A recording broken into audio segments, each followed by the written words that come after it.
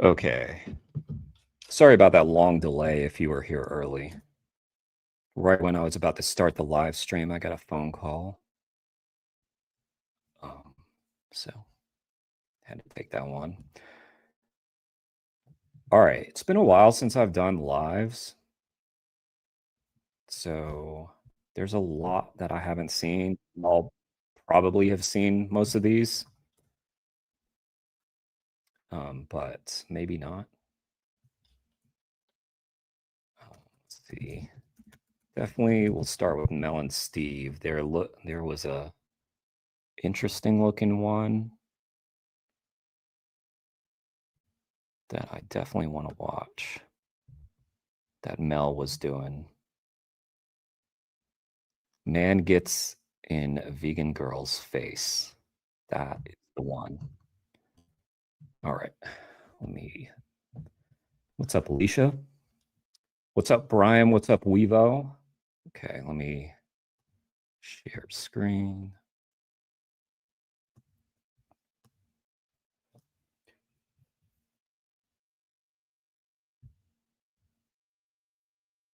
Tesco's and you see cow's milk. Yeah, they don't even want to say. So apologies. I'm sure you guys have seen some of these videos. So when you go to Tesco's and you see cow's milk. Yeah, I don't see that. Right. I think that's bullshit. I think it's a nonsense word. And how many more animals? I think you're going to regret saying. What's your stance on the dairy industry? I think the key word's the industry.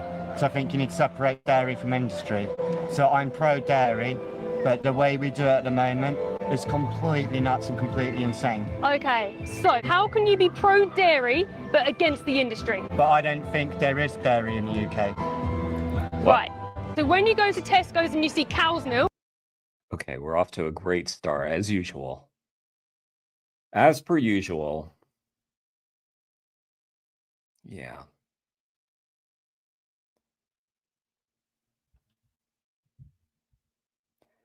I'm pro-dairy, but I'm against the dairy industry. And I don't think the UK has dairy.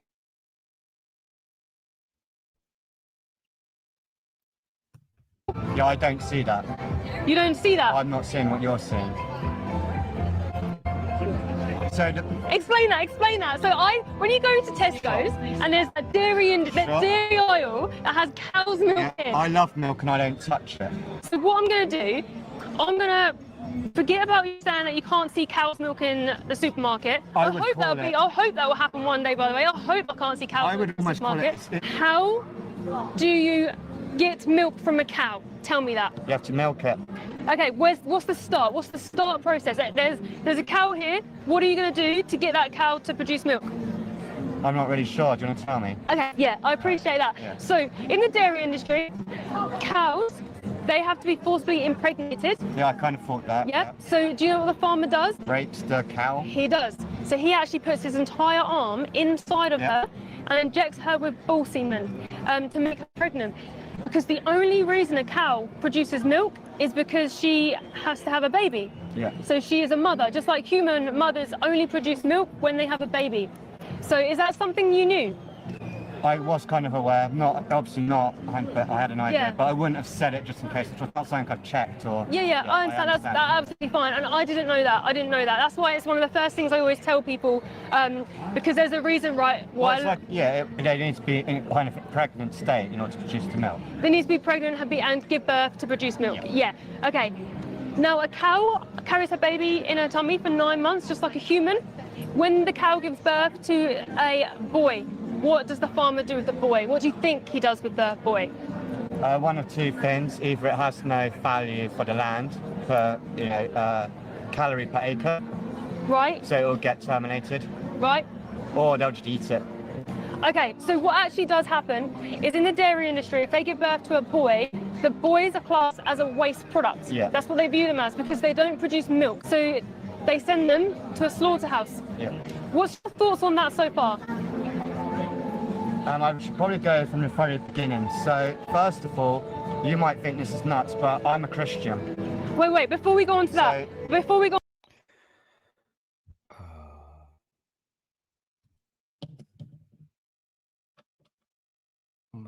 Well,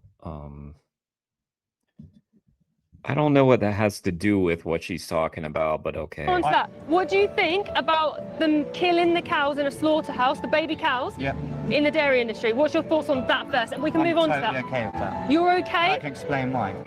Right. Yeah, so you're okay, why. hold on, with killing baby cows? I'm not okay with it, but it is we would have to do, yeah. But you just said you're okay with it. So are you okay with it or are you not okay with it? I'm okay with it, obviously, because I know people that are in the farming. Yeah. So it's not something we take pleasure in, they don't take pleasure in doing. But I think. Oh, okay. Well, that makes it fine then. They don't take pleasure in killing the baby cows, so it's okay. What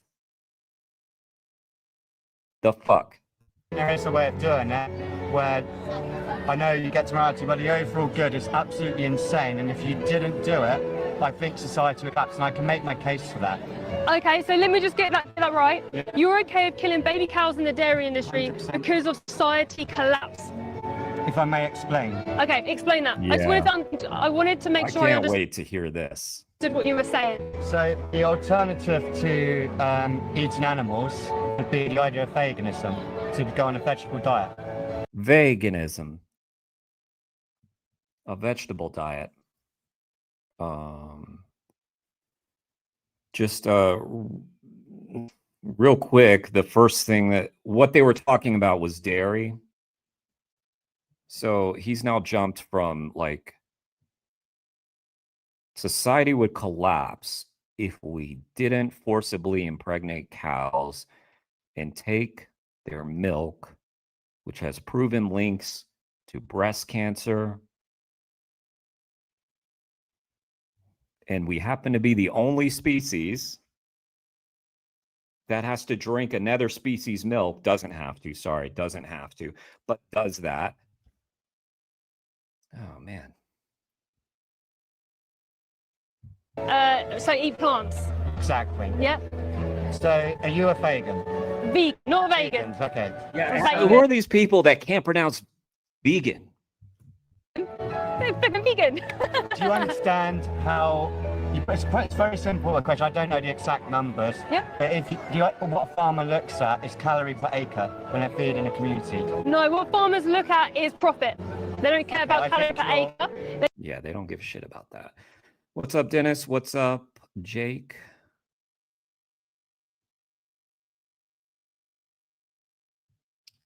Vegans. Yeah. It's embarrassing that we've been mispronouncing it the whole time. This is a vegan channel. So, yeah.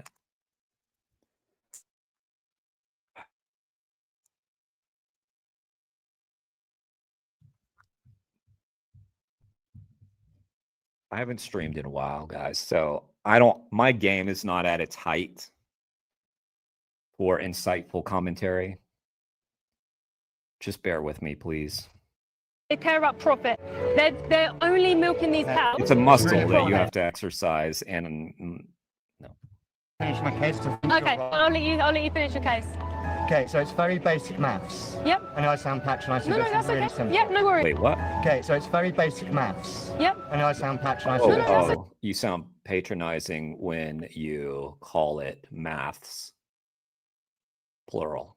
Okay. You know, math is also the plural of math. Whatever.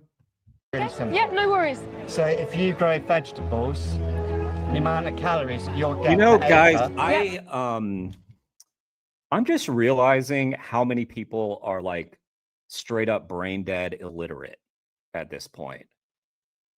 A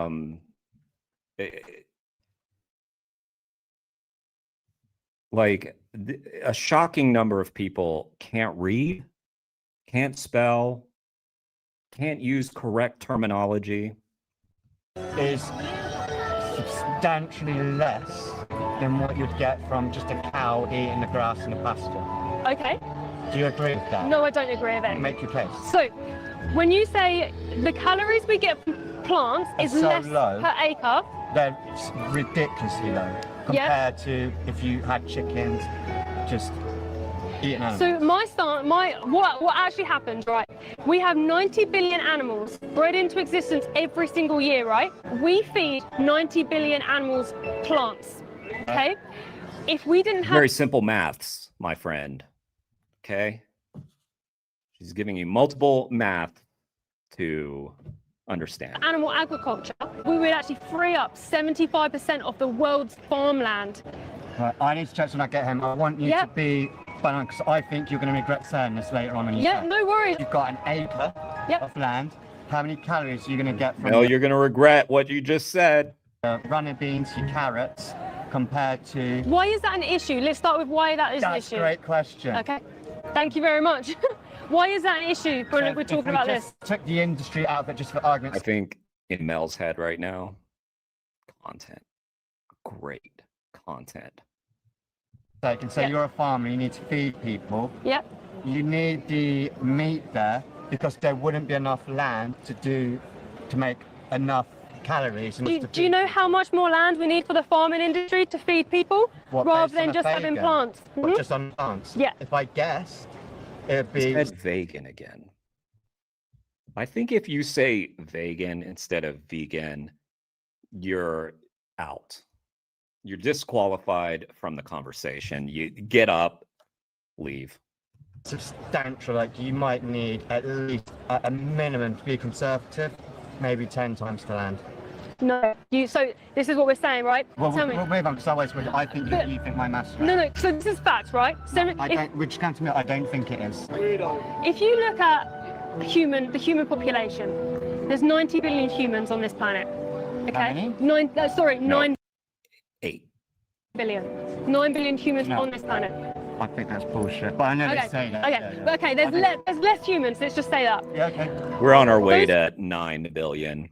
I was just looking at a thing the other day that has a real-time counter of the world population. We're not at 9 billion yet, but it increases by like 1 person per second, about that. That's how rapidly the world population is increasing. 99% of them are not going to be vegan.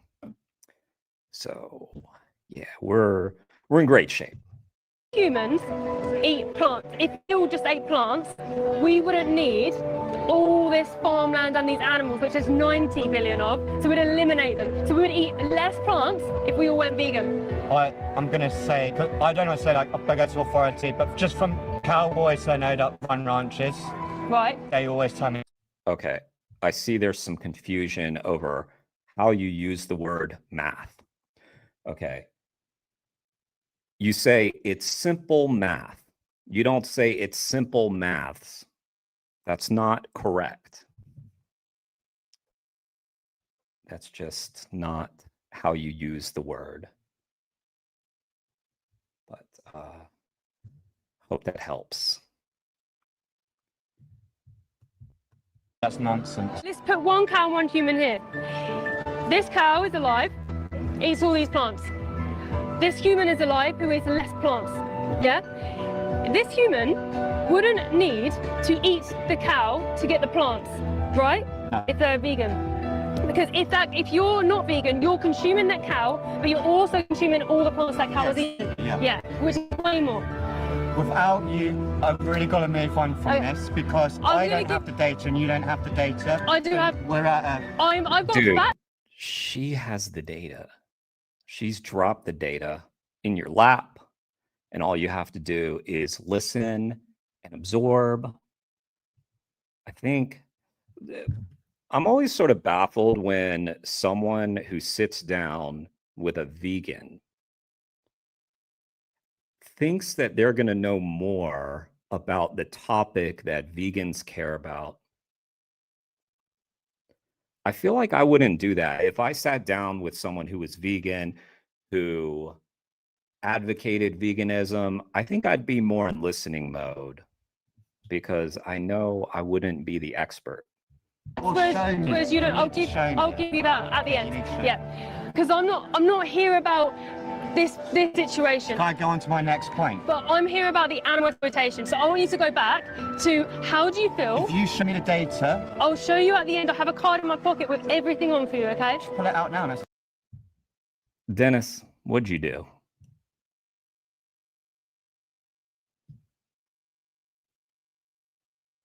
Dennis, how do you get banned from Mel and Steve's channel? Because on Mel and Steve's channel, especially if they're live, there's so many trolls that you have to be exceptional. You have to be an exceptional troll. So what did you do?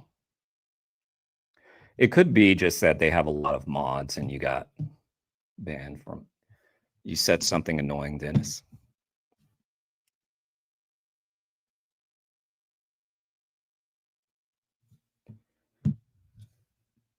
They had enough of you. All right. I'm going to do it in because I'm not getting into. Go on to the next I don't want to get into a discussion about land. This is about animals. No, but I'll try to make one more point. Okay, yeah, of course you can. So it is a land point.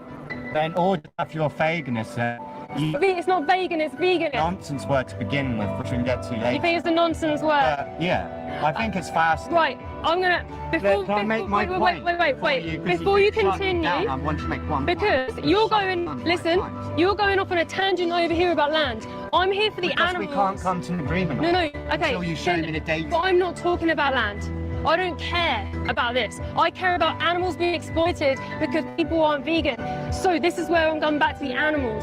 How do you feel when that cow is sent to a slaughterhouse? Is that good or bad? Please make my point. Can you answer that question? Is that good or bad? I've told you many times and you're not listening. You think it's I'm good? totally fine with that. Okay. And I didn't say it was good. How do you justify it then? Right, can I Do you make... think the cow is totally fine with it? You're saying you're totally fine about it. You're thinking about it from your oppressor's point of view. You tell me... Mel's had enough of this guy. Mel's treating this guy like Dennis. At this point, is that you, Dennis? No, unless you got a haircut, that's not you.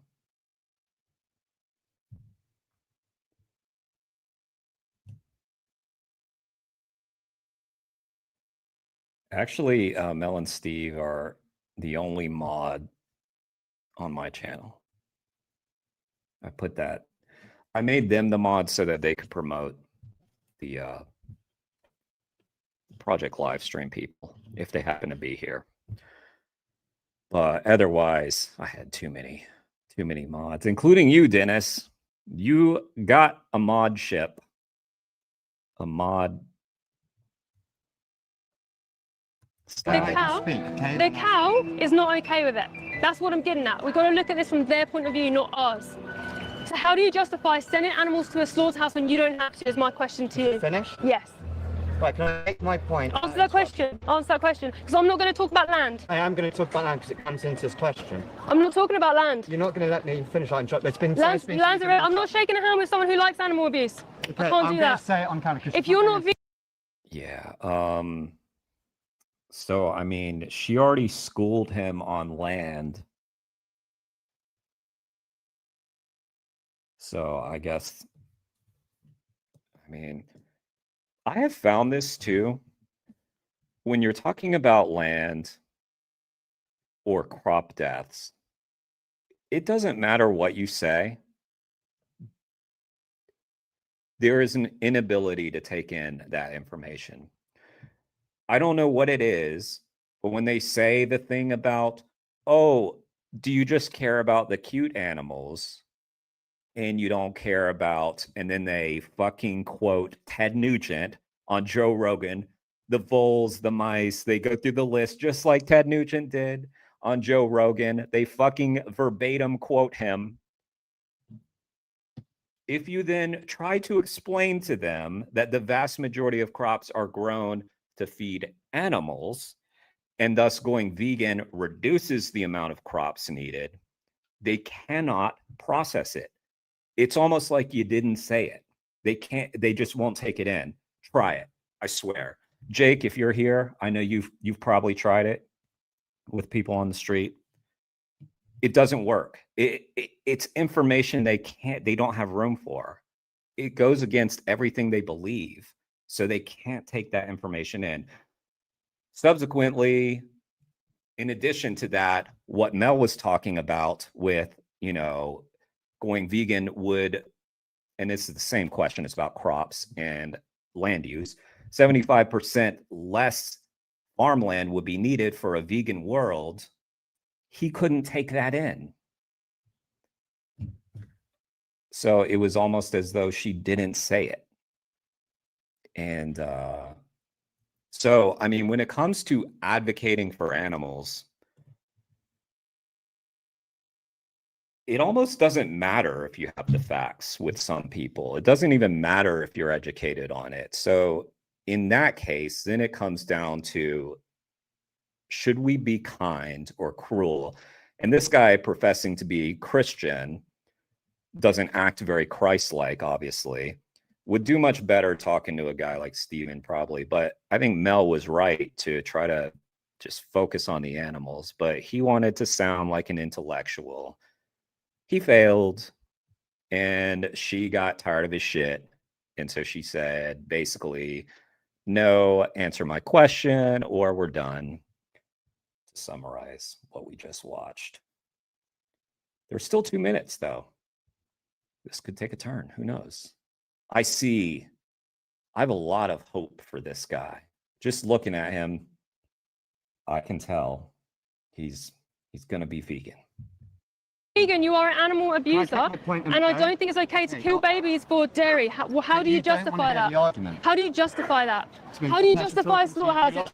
I'm not going to shake someone's hand who is okay with animal abuse and murder. My point is, are you okay with animal abuse and murder? You won't let me speak. Are you okay with animal doesn't abuse want and murder? to touch your cheese hands.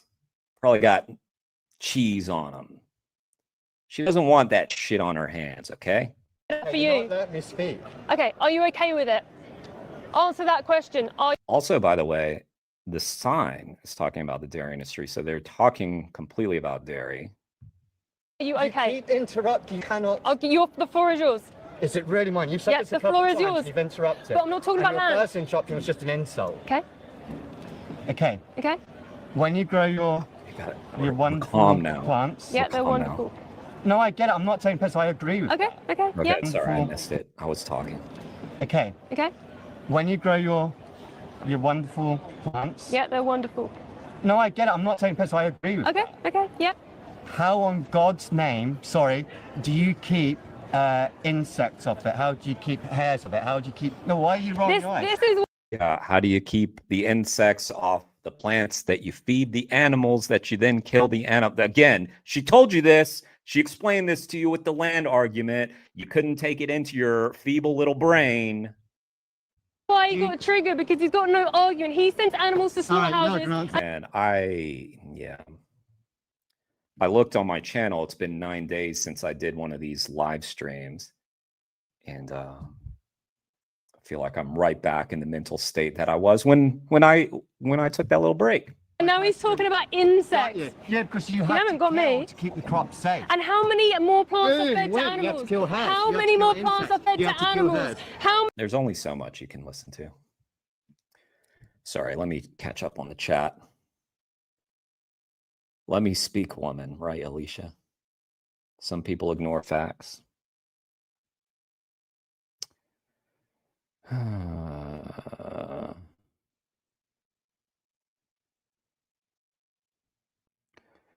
Well, it's probably something you're doing, Dennis. If you keep on getting banned from channels, then you're the common denominator. Just maybe reflect on what you're saying in the chats. It's got to be something you're doing.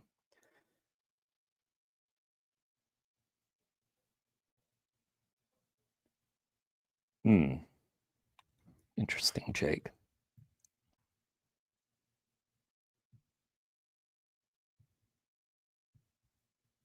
Sorry, I'm trying to catch up on...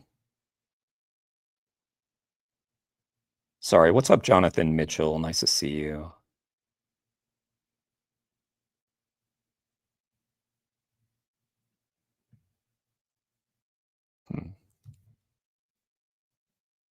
Hot dog lady tried to lie about his sign. Well, I'm trying to help you, Dennis. It's just like, it does seem like when I see you, you're always telling me you got banned from another channel. So, you know, I don't think I'm banned from any channels. You know, I mean, one thing you could try,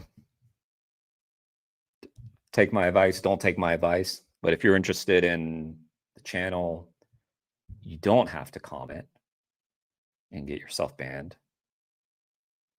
You don't have to argue with vegans in the chat. I realize that sometimes they pick the fight with you, Dennis. So that's where I'm on your side. I see it happen. It happens in my chat, happens in other chats. You're not always talking about it. Sometimes they start it with you. So that's my olive branch to you. Many more plants are fed to animals. 90 billion more animals in this world are fed plants. He doesn't understand basic maths. Doesn't understand basic maths. They don't even want to shake hands. Because I'm not shaking hands with an animal abuser. He can't work out. So did you see how he wanted to sit down and debate, but he only wanted to talk about land and insects? He didn't even really want to touch on the animal agriculture, which is the only reason I'm here. I am not going into discussions about all this crap over here because animals are in slaughterhouses right now. So I will not give people the time to drag me into BS on this side when animals are literally being murdered every single day. You heard it for yourself. He literally said he is okay with what happens in the dairy industry. I like the handshake thing because it seems to get to them. I can't remember what debate we watched a couple weeks back. Somebody was all bent out of shape about the vegans who don't shake the hands of the person at the cube or the outreach or whatever. Let's stop shaking hands. How about that? That's good. Because it seems to trigger them like mad. Because, you know, it's one of those things where you put your hand out and then you get rejected. It's that feeling of rejection. Oh, man. Oh, God, it's the worst, isn't it? It's the only weapon in our quiver, guys. The only one that works. I explained the dairy industry to him. He said killing baby cows for cow's milk is fine. Man. That was as entertaining as I expected it was going to be. Thank you, Mel, for the content. There was another one. Let's see. I'll stay with Mel and Steve for the moment since I saw another one. This one didn't pop up in my algorithm. I don't think, which is odd. 7 days ago. Let's watch Steve. Okay, let's watch Steve. Main reason I'm doing this, that way I don't have to change the thing on the screen. I'm working smarter, not harder. Shocking when people really know what they're responsible for but don't have the urgency to remove their support. It worries me because I just don't think it's fair. Okay, cool. Could you explain to me? I have a puppy on my lap, guys.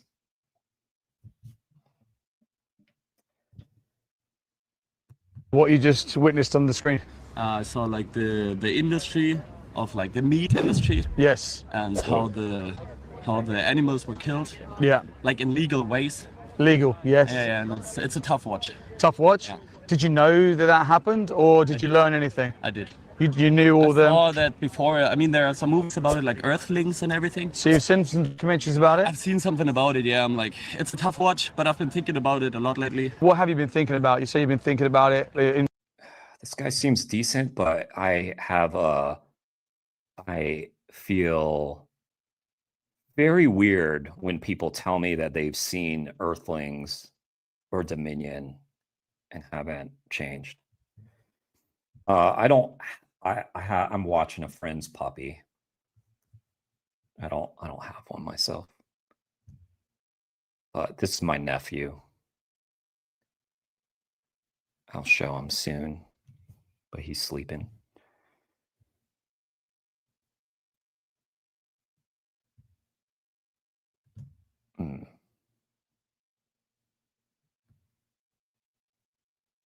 You should dehumanize them by not shaking their hand, Jake. That's awesome. Take away their identity. Dennis. All right, you fessed up. Takes a big man to fess up. What's up, Brian? Haven't seen either. Going vegan? Well, we're correcting that now. Not vegan. Oh, wait. Okay. Oh, you mean Dominion or Earthlings? You don't need to. You don't need to, Brian. I think you're good.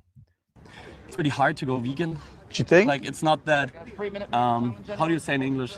It's not that comfortable to go vegan. It's not that convenient. Convenient and comfortable. I'm kind of like lazy about it. Okay. But I'm thinking about going vegetarian. Okay. Because I come from Germany. Yeah. And a lot of my friends and everything, my girlfriend as well, are vegetarians. Why would you go vegetarian? Would it be for the animals because you don't want to hurt the animals? Yeah. Did you understand the dairy industry and the egg industry? Basically the same, right? It's exactly the same, right? So if we try and be vegetarian for moral or ethical issues, you're not really doing anything. It's kind of lip service because the animals are still going in there for you. I get it, but it feels like maybe going step by step, you know? Would you take that on any other injustice? If you were talking to me about racism and I said I'm a racist, it's just convenient for me and, it's just comfortable for me to be racist. You're absolutely right. But would you say just reduce it, just do it on a Monday? Or would your message be like, stop because there's a victim? Of course. So my response to the vegetarian or reduce would be the same. What is stopping you? I mean, look at the excuses so far was convenience. What was it? Convenience and basically like tradition. You've always done it and that kind of thing. Yeah. Is that good enough from the animal's point of view? It's not. Not good enough, No, right? I appreciate your honesty. Absolutely not. I know you're right about it. So but it's the convenience thing is a thing for me. I'm vegan, disturbed by his reaction. It is kind of disturbing so far because he said he's watched Earthlings. And he's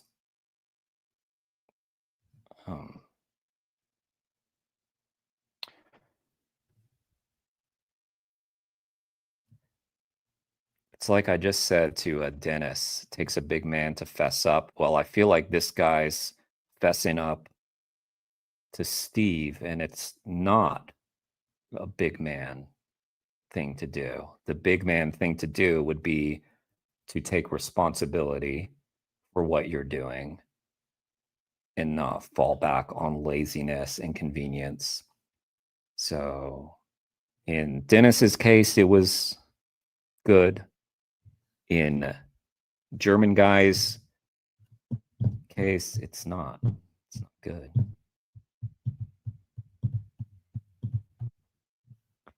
I think this guy's gonna change, Dennis. Maybe not by the end of this video, but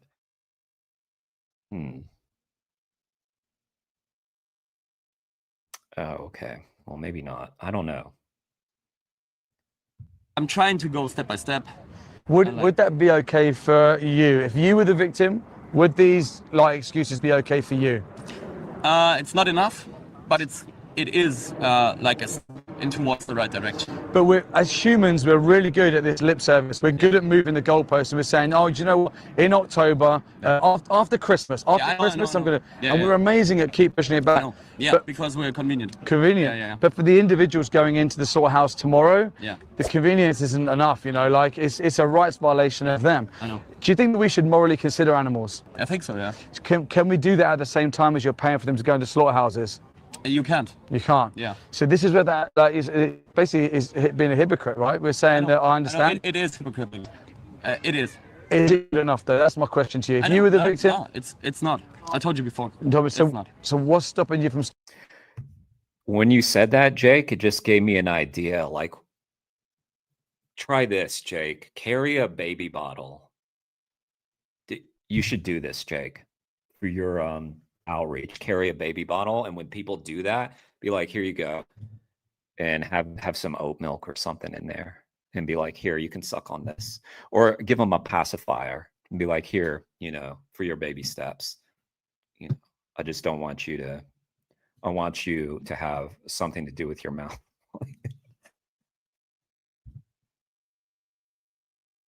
So it was sort of your idea, Jake, with the thing, with the emoji. So you should do that. Stopping you've got everything lined up. You're agreeing with me that we should morally consider them. We shouldn't do it. If it was you in their position, we'd want an immediate change. No. But at the moment, you're in this position of power where you hold the key to their change. You can get them out of these places, or you keep them in there. Isn't it funny how like activism sends us into stores to buy things we never would, like a baby bottle? Just reflecting on that. What's stopping you from letting them go? It's basically only convenience. Which you agree isn't good enough, right? I know it's hypocritical, and I know that like it's a bad thing to say, but I'm trying to be honest. I appreciate your honesty. It's like it's a change. It's like constant changing. Like 1 year ago, I ate like meat every day, so didn't really think about it, and it's like step by step. I guess it's coming back to that reducing. If I said that I was racist, we wouldn't reduce the racism. Of course not. Of course not. We've got to look at it from their perspective, okay? Because we're not the victims, they are. So the question is, how many more animals need to go inside of a slaughterhouse until you make the decision to stop putting them in there for you? How many more? Give me a number. Hard to tell. Hard to tell? Hard to tell. 10? I can put it into numbers. Because if we took the 10 that you were going to put inside the slaughterhouse and we put them here, would you feel comfortable sending them off? Of course not. Of course not. These, but I'm trying to stress to you that the decision which is so easy for you to make is life and death for them.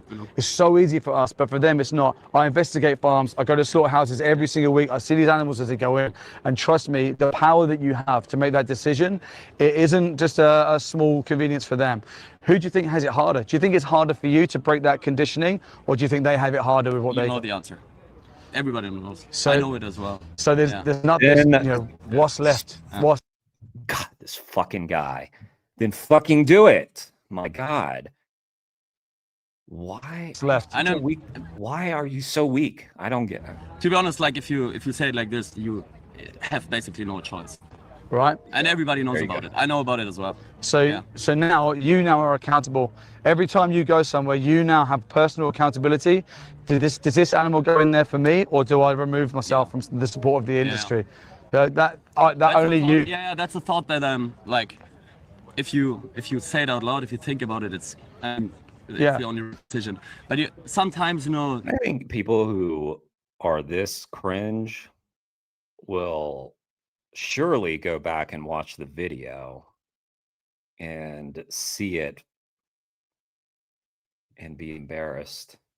Hopefully that will prompt a change. You just don't think about it that much. You don't think, you have to put it in your, Well, this is the thing. We don't have to put it into the back of our minds, but we do. We do, We do, because then it becomes easier. Because if I don't think about it, and if it's in the back of my mind, I can go and buy a chicken sandwich and not feel that bad. But the next time I buy a chicken sandwich, if I realise I paid for chickens to go into gas chambers, it's not comfortable. Now I'm going to get the tofu burger or whatever. You have to take into consideration every time you think about going for a sandwich, or exactly. Germany, we eat kebab a lot. Doner kebab, everybody loves it. Yeah, and even visiting zoos, what clothing you buy, leather jackets, wool jumpers. We have to consider it every time because it's supply and demand, and the money that you have in your wallet is so powerful. You're either voting for the next one to go in, or you're voting for the industry to stop. And you're taking that personal accountability. Only you can be holding yourself accountable. I can't follow you around and say, don't pay for this, don't do this. But just always look at it from their point of view, because they're the victims. And if you look at it from their point of view, we'd want immediate change and immediate systemic change too. But it's down to you. I can't go around making your decisions but yeah, it's nice taking that into like talking about it. Yeah, because it brings it up. Don't close your eyes about it and start thinking. Exactly. And remember, how many more? Put a number on it, because we're really good at just pushing it back. I'm going to think about this. I'll sort it out later. It's not my priority right now. But for them, it's a real priority. But just remember that question: how many more animals need to die for you until you remove your support for that industry? Cool. Thanks for talking to me today, and I hope you make the right decision. Thank you very much. Thank you, mate. I find it disturbing and shocking when people really know what they're responsible for, but don't have the urgency to remove their support. You know, it worries me because I just don't think it's fair. And if it was switched around and if they were the victim, they'd want the change a lot faster. And I feel like we need to empathize more with the animals because for them, it's very, very... Yeah. And my only remedy for that would be like watch Earthlings, watch Dominion or something. I don't know beyond something that easy to do. Yeah, I am equally disturbed, Steve. And that's because you and me didn't take all that. It didn't take that. We just saw it. We saw it was wrong. And we were like, okay, no more of that. Very simple. So it is very disturbing to meet people that don't do that. And there are more than I would have thought at one point. I really, like, one time I had this belief that there's like nobody who could watch like something like Dominion all the way through and not go vegan. I found out very quickly how wrong I was. And yeah, I still think it's a pretty high number of people who would change after watching it, though. It's got to be. I would have said like 80%, 90% at one point. Maybe it's more like 50%. And I'm sure you feel the same, Steve. Like, we're not special, you and I. It's just nothing special, but we're just typical random people. So I don't know why. I don't know why. What's up, Sally?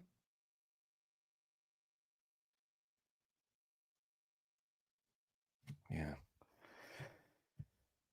All right. Well, all right. Jim let us put out stuff while I wasn't streaming.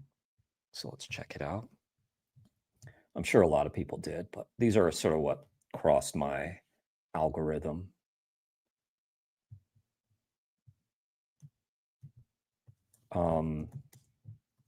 I don't know how long I'm going to stream for, but maybe we'll take a look at some of the Jane Unchanged updates on Zoe's trial as well. Get caught up on that.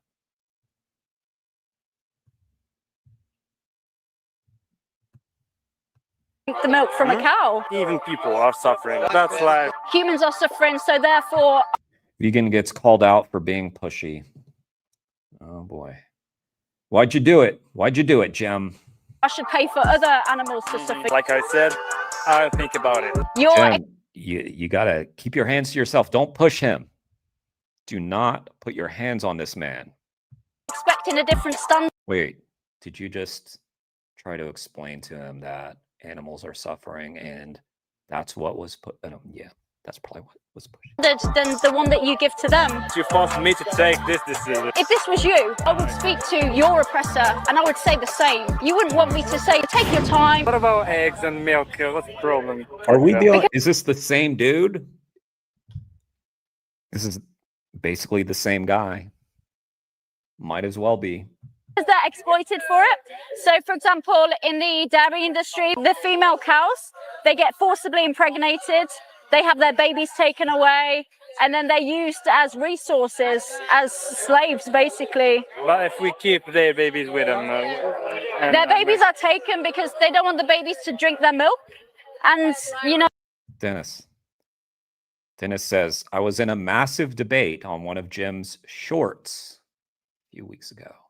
You see the pattern, Dennis?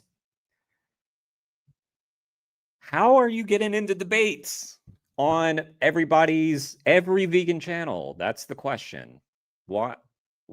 How is this happening? How are you this vegan curious and you're not vegan? I don't get it. The breast milk they produced is for their children. We don't need it. We're grown humans. I'm against taking babies from their mothers, but consuming milk, it's I think it's against normal. Why do you want to drink the milk from a cow? Why do you want to drink that? So what should I drink? Oat milk, soya milk, coconut milk. Yeah, I see. There's like So many different milks. See, their milk is like So that for their babies. Ovo-lacto vegan, yeah? Vegan, yeah. So what's your understanding of... No. Ovo-lacto vegan. That's what he said. You're ovo-lacto vegan. There's different kinds of vegan now. There's also vegan. Are we sure that we're even vegan or are we vegans? I don't know anymore. Veganism. Veganism. So, Veganism. verzichten auf Milch und Eier und alles. Was ist? Veganism is a principle that we should live without exploiting animals. We should not view them as a resource or as objects or commodities here to serve us. We should view them as individuals like we would want to be viewed. So it's basically rejecting all forms of animal exploitation. So we don't eat them. We don't wear their skin. We don't eat anything that comes out of them because that's theirs, you know? Yeah. It's like if somebody forcibly impregnated human women and then they took their children and they took their breast milk and they were selling it. Would it be acceptable if they let the mother keep the baby? I understand. No, it wouldn't, right? So do you think that we should respect animals? Yeah. You do? Nah. Do you think Nah. that it's possible to respect them if we're funding their exploitation? First of all, when you're having a conversation with someone, maybe take your earbuds out. That would help. Aber es needs some reflex. What do you think? But I really respect your point of view. Yeah, you don't have to respect my view. I'm just asking people to respect the animals. You can not respect me, but it's the animals that I want Point to of view respect. I'm talking about. Yeah. Okay, what I'm saying, yeah, I see. So would you think that it would be respectful for somebody to put you in this position? Yeah. Yeah? Mhm. It wouldn't be respect, right? If somebody was paying for this to happen to you. No, really. And if you were in their position, how urgently would you want this injustice to end? I see, yeah. Immediately? Mhm. So do you have any reservations or is there anything stopping you from going vegan? I think the only positive to debating someone in a comment section is helping the algorithm of that video. That's it. You're not going to persuade anybody. They're not going to persuade you. And not paying for animals to be put in this situation. Troll them. That's the only acceptable way to handle someone trying to debate like eating meat in a vegan stream. Just troll them back. That's it. So we call it the system of a new style of life. So all of your Another thing is like when someone's like writing like long paragraphs, just try to keep them doing that. Just be like, what do you mean? Like question, or like, can you explain that further? Just so that they waste a ton of time and you waste like no time. You spend like 3 seconds writing that shit. You didn't even read what they wrote. It was fucking 3 paragraphs of shit that you didn't read. Just be like, I don't quite follow. Please explain further without using chat GPT. of your life will change. But it took time to take the right decision. See? Yeah, so when we're talking about changes, it's just very easy, simple switches for us. So instead of the cow's milk, we have the plant-based milk. Instead of the beef mince, I tried it before. we have like lentils or soya. You know, it's very simple switches. But when we think about it from the animal's perspective, it's very, very easy for us. It's difficult for them, you know? And if you were in their position, you would want somebody like yourself to make those switches, right? Because you would think, what I'm experiencing is difficult. For you, it's easy. You can just buy something else. We have to think from their view, you know, as if this was happening to us, because they're like us, you know, they're individuals, they feel, they have emotion, you know? Yeah, I understand. Yeah. This was a good conversation. Yeah, Thank you so much. vegan from now? Not from now, but I'll think. Would you accept that if you were in their position? If somebody said, I'm going to think about stopping exploiting you? Even people are suffering. Sure, and that doesn't justify. We can't at all stop this. This is so hard to me. Even people are suffering. So if she was doing something to cause a human suffering and you said, stop doing that thing, and she said, I'll think about it. Not starting now, but not starting now, but soon. Miss Soon, I'll give it some thought. What would you say to that, young man? Dealing with people and animals too. So that's life. You're paying for animals to experience this, regardless of how many humans are suffering. We can only control what we are responsible for. So if we stop paying for this, it stops happening on our behalf, right? So I do what I should do and I live. Yeah, because we can't focus on, oh, humans are suffering, so therefore I should pay for other animals to suffer, you know? Look at that. Does that say Dom Hotel? That's a hotel you go in to get dominated. Dom Hotel. You either dominate or you go to get dominated. Am I reading that right? I think so. Yeah. It's like me saying, I'm going to pay for Italians to suffer. Why no sub hotel? Really? I feel like it's discriminatory. Should say Dom sub hotel. Because Chinese people are suffering. It's, you so know. The part of it is that I can't stop the suffering of. Do you understand the. What's up, 40? How are you doing? Nice to see you.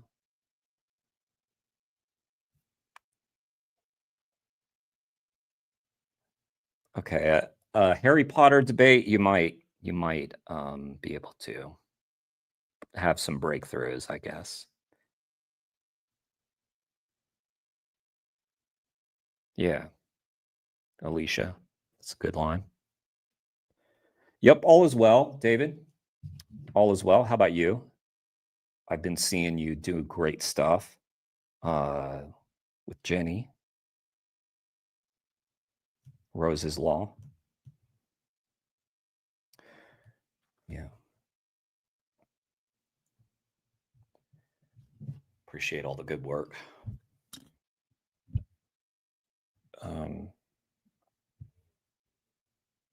There's a housefly just buzzing around. And see, me as a non-vegan, right?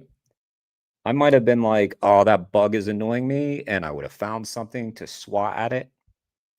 But now me as a vegan recognizes that even though that fly is annoying, they too have a right to life. So it's not all about the food. We're saving lives left and right. You fly. I know you see me. You have like 80,000 eyes, don't you? Houseflies, they have like those eyes that they can see all over the place. That's why you can't sneak up on them. He sees me. He picked the right place. That was a good choice, housefly. Vegan's place.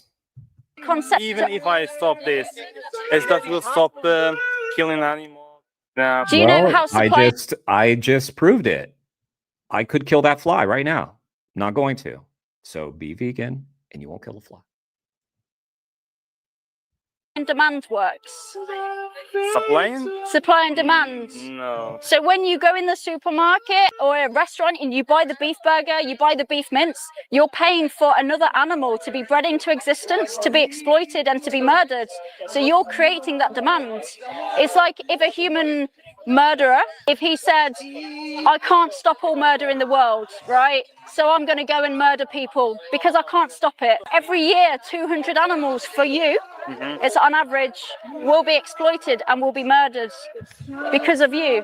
Nice. If you were in their position, again, we have to look from the animal's position. If you were in their position and your oppressor said to you, it's still going to happen if I don't kill you, if I don't exploit you. Tim is very good at laying it out, very succinct. and to the point. There's no fluff. There's no wasted words. It's just very to the point. Other humans are still being exploited. They're still being killed. What would you say? Yeah. So vegan from now? I like I said, I think about it. Yeah, and would you accept that if you were in their position? Yeah, of course not. I feel like we were in a bit of a circle now. Of course not. So why is it good enough for you to say about them? So you see, I told you that obviously it's take time. That's what I'm saying. Yeah, but if your oppressor said to you, I'm going to stop oppressing you, it's going to take some time. This before you told me this. Yeah, you wouldn't accept it. You're expecting a different standard than the one that you give to them. Yeah. So there's a contradiction there, you know? Yeah, so a little bit you forced me to take this decision, yeah? I'm just holding you accountable. I'm just putting you in their situation, right? Because if this was you, right, I would speak to your oppressor and I would say the same. You wouldn't want me to say to them, you know, take your time. You would want me to say to him on your... To be fair, I probably wouldn't say that to his oppressor because he annoys me. I'm just kidding. I would, yes, I would say it. behalf, you would want me to say, I wouldn't say. Stop exploiting, you know? Stop doing I'm that. just being honest. Right? So I defend the animals the same as I would defend you if you were in their position. Okay? I'll give you a card.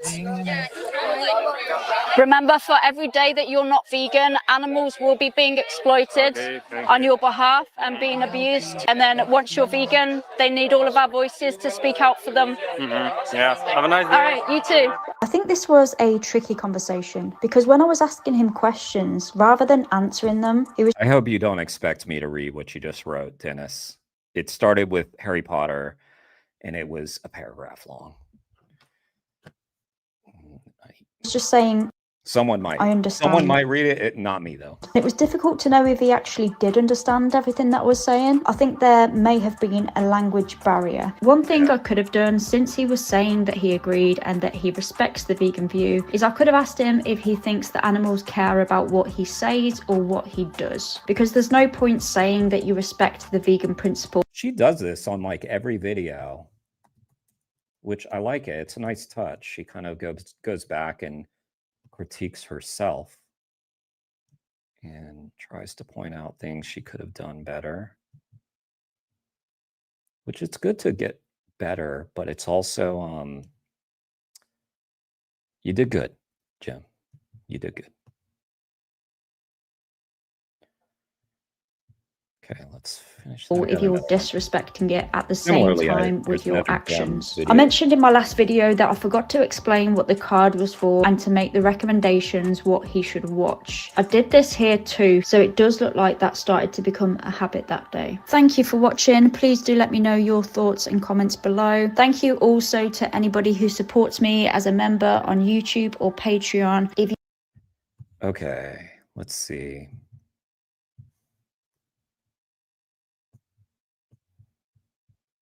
Yeah, I hate the smile too.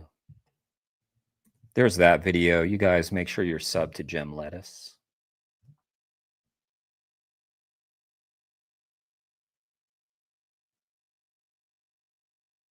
Yeah, exactly, David. We were just talking about that. We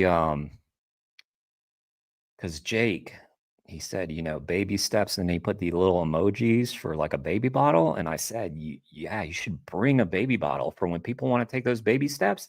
Give them a little baby bottle or a pacifier. Pacifier is probably cheap. I think it's a good time. I think we should start this. I think we're on to something. Okay, here's another one from Gem that I haven't seen. Man is faced with moral dilemma after being confronted by a vegan. It's got to be tough, these guys, you know. They're just going about their day, minding their own business. They see some activism taking place. They walk up willingly. And their whole life gets fucked up. Exploiting other animals. I just feel I don't know how to say. It's also a lot of language barriers. Like, it's a lot of people who are foreign seem to walk up. I've noticed that. It just seems like a lot of the videos we've reacted to, there is a language barrier that's already kind of, maybe it's just that like most English people are staying away. I don't know. It just seems like it's frequent. Yeah, look. Wait. Hang on. Wait. Oh, no, that's something. Dom? Yeah, this is Dom Hotel. You look kind of like concerned, unsettled. Yeah? You feel good or bad? A little sad. Sad. Yeah, me too. We're showing the most common forms of animal exploitation. So animals being exploited for their flesh, their fur, feathers, eggs, milk, all of those things. Do you feel that we should respect other animals? Yeah, We should. It must be. Sure. And do you think that it's possible to truly respect them if we're funding their exploitation? If we're paying for them to be put in these positions? That will be good, David. The Starbucks idea. Yes. Let's start that. Let's start doing it. These videos will go mega viral. I think so. I think they'll go viral. Or, I mean, even if you wanted to do it yourself, it'd be cringy. Let's just get that out of the way. But you could, go and, well, no, you can't order the cow's milk. But I was going to say, if you you'd have to have the pacifier in. Maybe you could order. You've got the pacifier in your mouth. You walk up there like a baby, and then they're like, "Why are you doing that?" It's like, "Oh, I was gonna get like dairy milk, but you're right. I'm not a baby. I'll get the oat milk. Yeah, I'll get the oat milk. That'll work." I don't know. Because you know why this is happening, right? It's because there's a demand. So when we go to the restaurant or go to the supermarket and we buy the pork and the bacon and the beef and the cow's milk, we pay for them to be exploited, We create this demand. So do you think that we can really respect them if we're putting them in these situations? Not too quiet, guys. I don't know. If we do some facilities, more humankind. Sorry? If we build some facility to more humankind about the forest animals, it can be something change. Yeah, if y'all didn't hear it, he asked if we could build some facility that's more humane, I think is what he was getting at, then it could change. Right, so you're talking about doing it in a more humane way. Yeah. Would you consider it to be humane if it was happening to you in any way at all? If somebody said to you, "I'm going to exploit you and I'm going to murder you because I want to, because I view you as a resource," is there any possible way that that could be humane? I don't know, maybe more vegetarians. Because we don't have to do this at all, So we are here today not to improve the methods. We're here today to tell people to stop doing this to animals, to stop viewing them as a resource, because it's unnecessary. And if it was us in their position, we would want nothing less than total liberation, right? We would expect nothing less. We would want to be left alone and respected and left to live our life how we want to, right? Do you agree? I'm great. Sure. So, what is your understanding of veganism? What do you mean, vegan? Yeah, do you know what that is? You know, vegan. Yeah, vegan. I respect, but I prefer Feel it? meat, vegetable and the meat as well. Yeah. I understand. I was too. I'm asking if you understand the definition of veganism. So, veganism is where we don't view animals as a resource or as a product. We reject any form of animal exploitation. So, we don't consume them, we don't wear their skin, we don't use them for entertainment, for anything, right? So, I know you said that you liked eating animals. Is that the only? There's 2 Joey Carbstrong videos I haven't seen, and we know that his channel needs a boost. We got to help him, and so we'll watch Joey's videos next. Kind of thing that would stop you from becoming vegan? Do you have any other objections, or is it just the pleasure, the taste aspect? I don't know. I never think about it. You never thought about it? Okay. How about now that you are having chance to think about it? You mean turn vegan? Yeah. I think that you're thinking about this from your own perspective, right? You're thinking, oh, it's not something that I want to do. But if you were in their position and your oppressor, the person who was exploiting you was saying, oh, I don't really want to stop exploiting this person, what would your response be to that?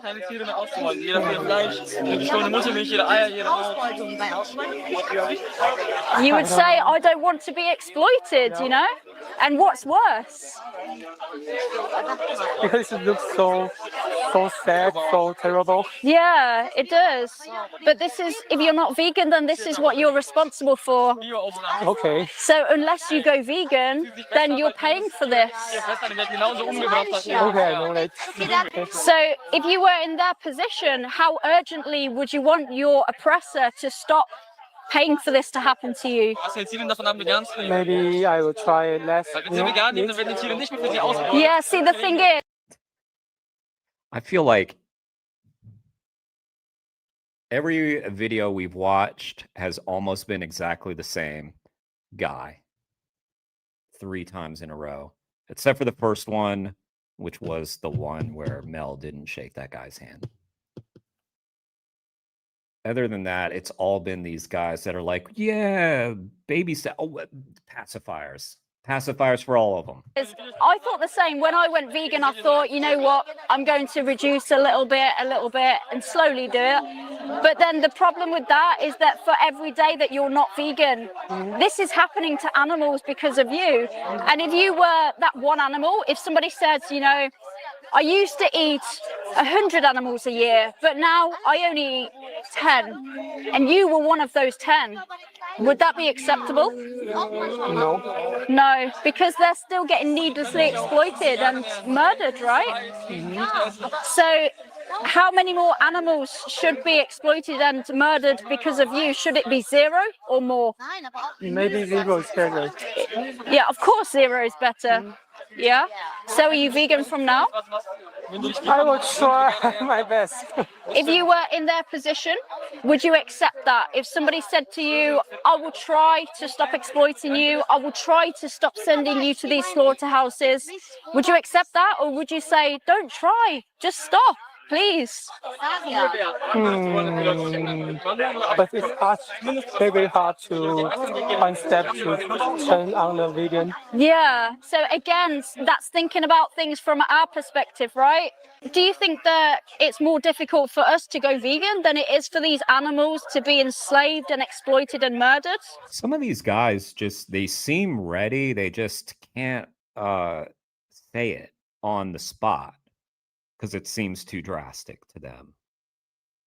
But then after the fact, if they go about it and they start to live this way, they will see that it's not dramatic. But I think just in the context of a conversation, it just seems like, oh shit, I'm different now because I've talked to you for 3 minutes or 6 minutes. It just seems, wow, that's just a step too far. There's no way I could change because someone talked to me for 6 minutes. But yeah, you can do that. Apathy is a plague, David. It is. Who's laughing? Is someone laughing? Who laughed? I don't see laughter.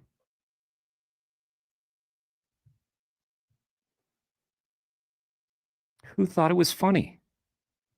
At no point has anything funny happened or been said. Except for the baby bottle. That was kind of funny.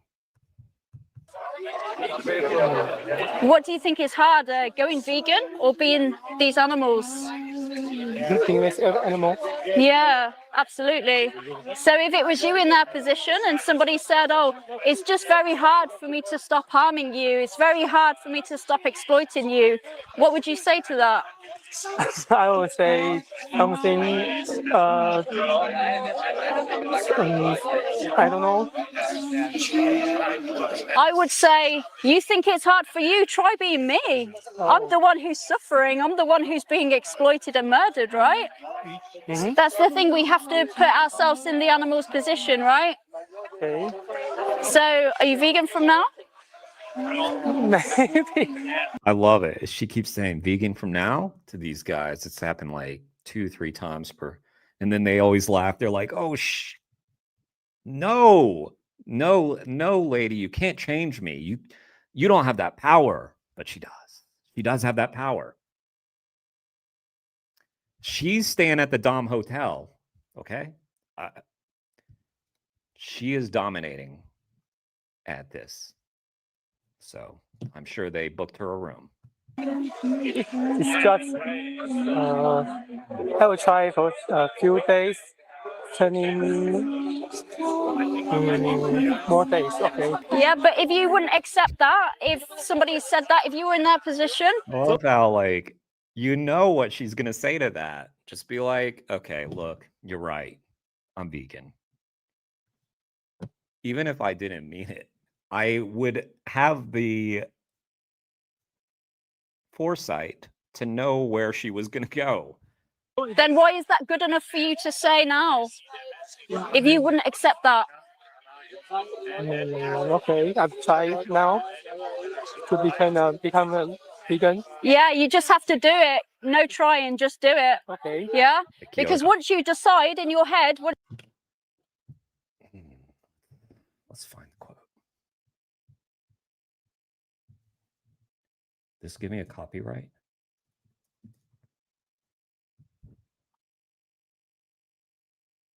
It's only 24 seconds.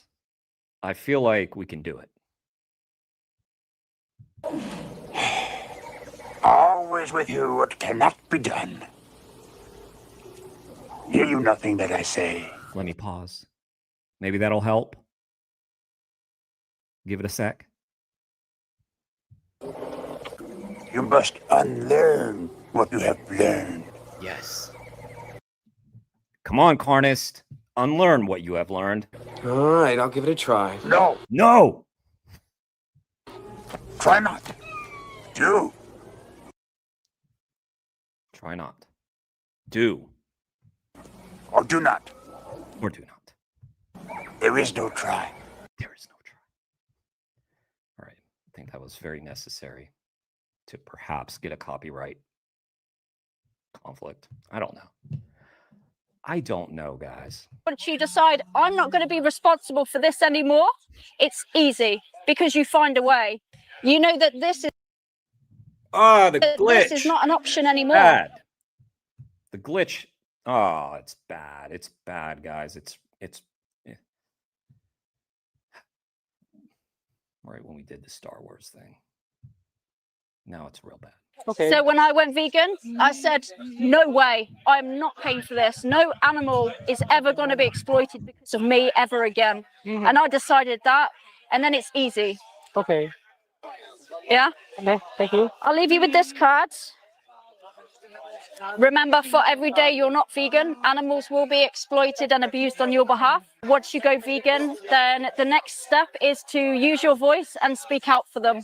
Okay. Because they don't have anybody else. They only have us. Okay.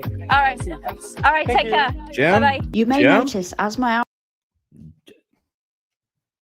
Let's hear it. outreach has progressed that I've become much more direct and Yes. bold at the end when asking for commitment. And the reason for this is because I think that it's really important for people to understand how urgent and serious this situation is. The animals are desperate and they need people to not just agree that it's bad, but to take immediate action. What we are doing to animals is nothing less than a moral emergency. And I think that we need to accurately convey this and speak to people with the same amount of urgency that we would if it were our own family members being exploited, because other animals' lives are just as valid as theirs. I also want people to leave feeling empowered, like they know that it's possible to make immediate change and they believe in themselves to do it. Of course, this will lead to some people just agreeing to going vegan without actually meaning it, but as long as they understand the urgency and severity of the situation, that's all we can do. The only thing I regret here is I forgot to tell him what the card was for. I should have encouraged him to watch Dominion or Gary's speech, because being exposed to the vegan message repeatedly can really help solidify people's belief systems and compel them to act in accordance with that. Far more than a 10-minute long conversation in the street, and I just forgot to mention that. Please let me know what you think below.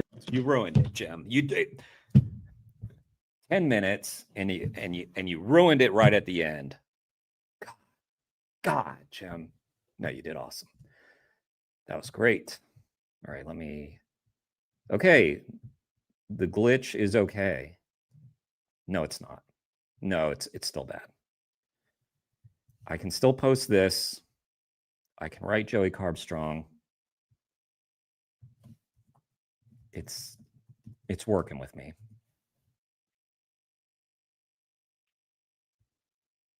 Okay, there's that. Can I click show? There we go. That fly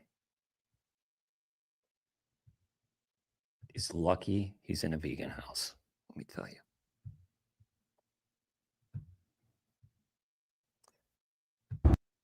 So we just drove past some dairy cows there and they were all pregnant at different stages.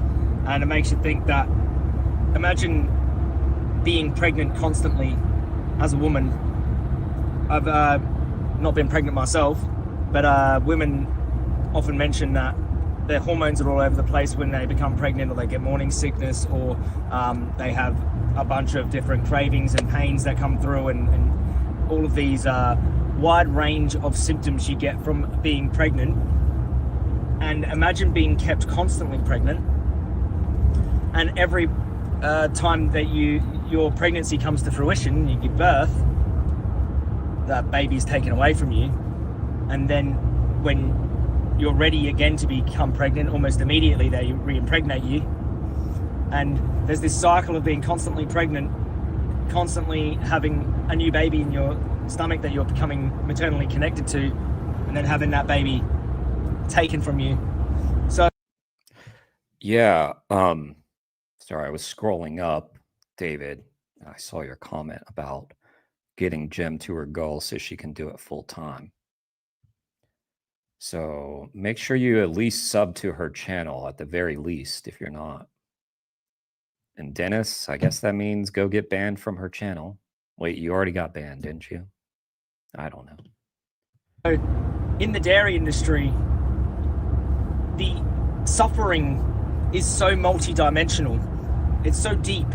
It's so incomprehensible, because it's not only the suffering of... Speaking of goals, guys, yeah, it's hard to grow a channel, is it not? It is hard. It is hard. I'm trying to reach that 1,000 goal so that I can at least monetize this channel, so that I can make like a few bucks on videos that I make. So if you have any friends that haven't subbed to my channel who would like to sub to vegan channels, let them know. It is taking fucking forever to do this. I hit 50 interviews on my podcast. So that's 50 mostly two hour plus interviews for free. So yeah, this channel has made because some people have been kind enough to donate. I think I've made like $40 in the year and a half that I've had this channel. And as you can imagine, as anybody has started a YouTube channel, it costs a lot more than that to do a channel, because you need the mic, you need the camera, you need the lights. Luckily, I had people that helped me out because I was part of a group at that time. So I got some of this stuff. I think the mic I bought myself, though. Bought the mic myself. I should say, like, that's been the other expenses of like when I've been gaming and stuff, where I can't count that. Can I? No, I can't. But I did invest in a camera for my PlayStation to hopefully grow the channel. Now I don't use the camera when I game. Anyway, all I'm saying, guys, is yeah, we're all in this together. It's tough. It's tough. But yeah, let's try to get those subs. So if you're watching this right now and you're not subbed to the channel, sub to the channel. And hit the like and the bell notification. 3 clicks and then you're done. 3 clicks and then you've done all the work for one day. Losing your child, which is, let's face it, the worst nightmare of any parent. But it's also the systematic abuse and the mastitis and infections of the udder, and the lameness and limping of walking on cold, wet, feces-ridden wooden floors, suspending large amounts of body weight on such little, ankles, because you're constantly, your udder's like enlarged and inflamed constantly, and then you have farmers terrorizing you to go to the milking parlor, and constantly having things shoved into you, arms and tubes, and mutilations taking place, and animals being dead, dying, suffering, dying in front of you, animals that are part of your herd who have gone through the suffering with you, getting dragged away in forklifts. Thank you, David. You rock, dude. You're awesome. And you know what? Like, that has been one of my favorite things in the last 6 months, has been the intense collaboration that we've all been doing with each other. Alicia, David, Jake, Mel and Steve. Everybody's just been mad backing each other, which is it's cool. It's very cool. So it's not only just being exploited for your reproductive organs as a female, and all of the horrible suffering that can come with that, and losing your child, it's also everything else on top of it. And that's why the dairy industry is one. And let me just say this while we're watching a bigger channel, Joey's channel. I joke about his channel needs a boost all the time because his channel is massive, but his channel also needs a boost too, because he's doing fucking great work. So even though I joke about it with Earthling Ed and Joey, I do want them to get a little boost, even though their channels are already big. But they should be bigger, right? Channels like Joey's, which have maybe a couple 100,000, I don't know how many, we'll see after this video, subscribers, that's awesome. But why the fuck do I see all these shitty channels that have 2 million, 3 million, 4 million subscribers that just put out slop?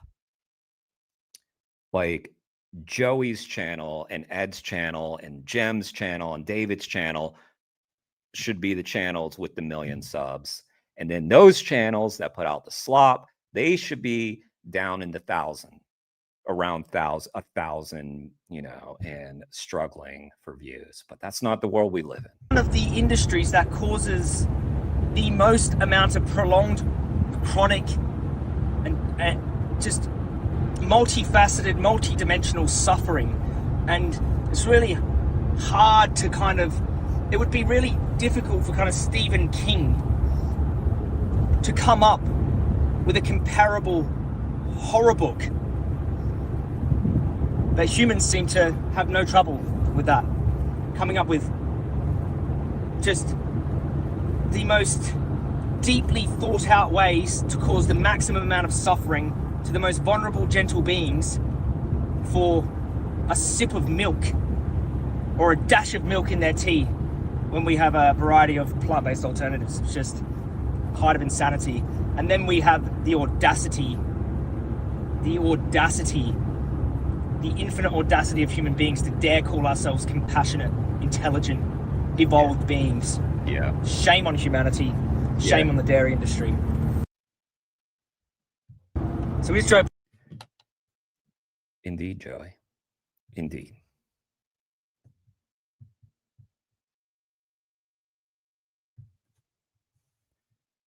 So, on that note, there's God, this, hang on, let me do it from here. Man, let me put it on that screen. Okay. Here's Joey's video. I can't, from the StreamYard, it's all glitched up. I can't post anything in there right now. All right, let's see how many subs he's got now. 174K, which is awesome, but I mean, it should be more. For all the great work that he's done. I also noticed this, that a lot of these channels have been staying at this size for a while, despite putting out a lot of good work. Accountable for what. This one, I guess I started. All right, breaking news, everyone. So I've just been informed that Old Arley slaughterhouse location, which has been operating since 1913, like 100 years, over 100 years it's been there as a slaughterhouse. Very rarely, if a place is a slaughterhouse, will it... I mean, Joey shut down a slaughterhouse. No longer be a slaughterhouse. They usually continue those facilities to operate as those horrible places that they are. It appears, though, that this place has a planning permission to demolish it and to turn it into an apartment block. If this is the case, then that means that that slaughterhouse will be gone for good. So therefore, our investigation and the help of those in the local community creating pressure have caused it to be shut down and not reopened again. We witnessed a lot of horrors taking place at that facility, and I did act immediately after receiving that tip-off. It turned out that Carolyn's suspicions were true, that the animals were being mistreated. She had good reason to believe that, based on the sounds coming out of the slaughterhouse. I mean, all slaughterhouse... Yeah, and not to make light of it, but yeah, she had good reasons to believe that animals were being mistreated in a slaughterhouse. Houses are horrific, and all slaughterhouses mistreat animals. So Right. after everything that we've seen from that joint and everything inside and, you know, all of the horrible, horrible things that were taking place in there, I think that this is just a welcome blessing. It does also bring a lot of hope that those people who are doing bad things to animals or allowing bad things to happen to animals will see accountability. And these government agencies that allow things to take place almost under their nose and don't actually appear to act until there is a huge expose and public pressure, those agencies will also see public accountability as well. It's very important for us as tax-paying citizens of this country to hold these agencies accountable for what they're supposed to be doing to make sure horrible things do not happen under their watch, whilst the unaware public are paying for it, because they have a lot of trust in these agencies. I mean, those in Old Arley have little to no trust in these agencies after dealing with them and seeing, like, having a taste of what we deal with. Now, there is actions being taken, but based on what the locals were saying, that without this expose, nothing really would have happened, and where there was... Yeah, to be honest, I'd rather they just give it back to the animals, like, let it be rewilded. That'd be better than building, like, houses on that. That's still taking the animals' land, isn't it? But it's obviously better. So that's good. But yeah, that could be a good horror movie. I mean, we've seen horror movies where people died and then they built a house there, like, or like Pet Sematary, wasn't Pet Sematary where, like, no, they just went to the Pet Cemetery, right? But I feel like it could have been that there was a cemetery and then they built over it. I don't know. Be a good horror movie though. Speaking of horror, I just downloaded Alan Wake 2 on PlayStation 5 because it was included in the free PS Plus stuff. So I've got that. I got Cocoon downloaded. And get this, guys. Goat Simulator 3. Not 1, not 2. Goat Simulator 3. Never played parts 1 and 2. I hope we didn't miss anything critical in the story. But anyway, I will maybe game tonight. Just undeniable proof of horrifying cruelty. That place would still be operating. They had increased slaughter to 1,000 sheep a week. They had planned to basically turn that place into just a much larger, and they had a much larger facility, torturing and killing more animals. And that has all been put to a complete stop. And now, even further than that, it'll be bulldozed and demolished to the ground, provided this planning application is accepted. So what can you do? You can, I'll leave the link to this planning application down below, and you can actually comment in support of the application. If we just open that up here, you can comment on the application. I'm super late. I'm not sure if this is just for the people in the local area who are allowed to, in Coventry or in Arley, but if you can leave a comment supporting the application, do so. And then that would turn this 100-year-old killing factory into some apartments, and the people into some haunted ass apartments. Let's get it. Who live in that town will no longer have to hear the desperate pleas for mercy. Send in that ghost hunting TV show or something. Mercy from the animals, the stench of killing and decomposing innocent beings, feces, or see the animals being carted in on trucks in the middle of their street while they're taking their kids to school. And the main thing is that it's one less horrifying facility staining our planet with death and suffering and blood and the murder of innocent beings. Let this slaughterhouse demolition be symbolic of the downfall of the entire industry that treats animals like nothing and slashes their head off for income. There are other ways to make income, like an apartment block or like renting out your land for Airbnbs, and not to raise animals to send them to the most horrible places on earth, which are these disgusting killing factories that are dotted all throughout the country and the world. Let's leave them as a dark part of history. Let's leave them as relic museums where people can walk through and remind ourselves of what never to go back to, and let us all live in harmony with other animals. And harmony does not mean killing them to eat them, that's for sure, or any other reason. Thank you to everyone in Old Arley, and thank you to everyone for helping us create as much awareness as possible. So let's hope that not only this planning application goes through and the place is turned into rubble, turned into apartments, but that every other animal abuser in this country and the world receives the accountability they deserve, and that every other slaughterhouse is also turned into rubble, and that more peaceful industries take their place. And I think what we should do is have on camera, and everyone watching this, a minute of silence for the sheep that lost their lives. All right, we'll go silent for 1 minute, guys. I know it's awkward in a reaction stream, but we'll do that. To make it more bearable, I'm going to show you all this puppy.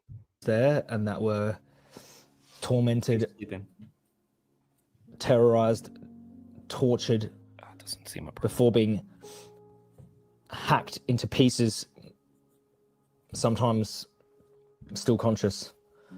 And I thought we could just sit and remember what those animals went through, and maybe if we all sit together, maybe we can, I don't know, let's hope there's some other thing out there that collective consciousness can stop this from happening to other animals.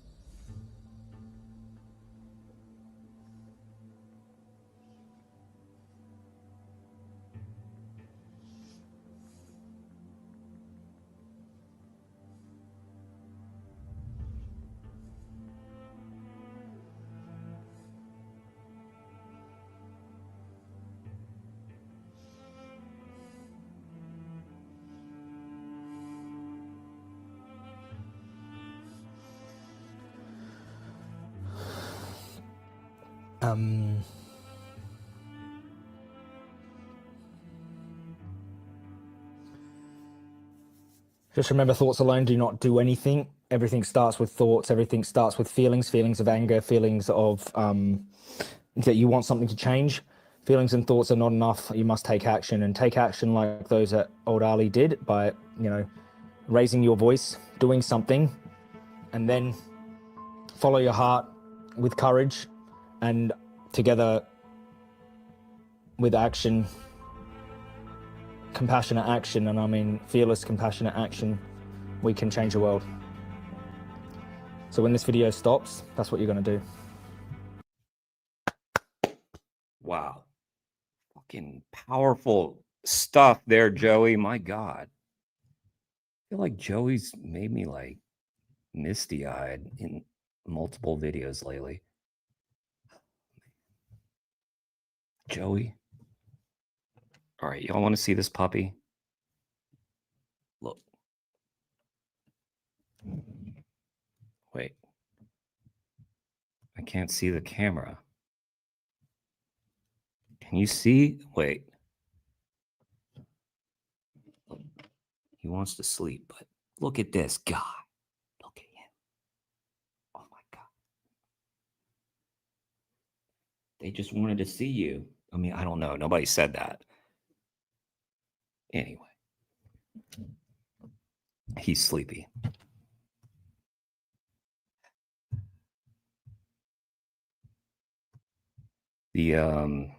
This glitch is really making it difficult to function. Okay, let's check out the latest in the Zoe trial.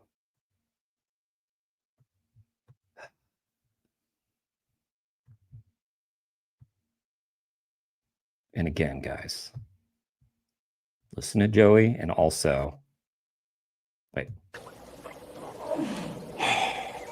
Always with you what cannot be done. Pausing for copyright. Hear you nothing that I say. You must unlearn what you have learned. Right? All right, I'll give it a try. No. No. Try not. Try not. Do. Do. Or do not. Or do not. There is no try. There is no try. Famed animal rights activist Yoda. All right.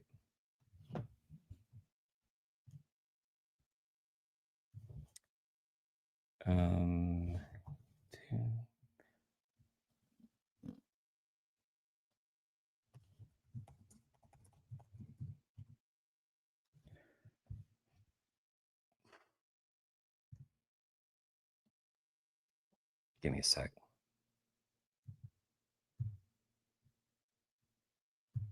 Sorry for being repetitive if y'all have seen this stuff already.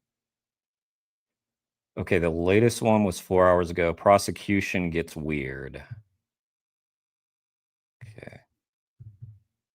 Share this tab. This is Unchained TV, Zoe's trial.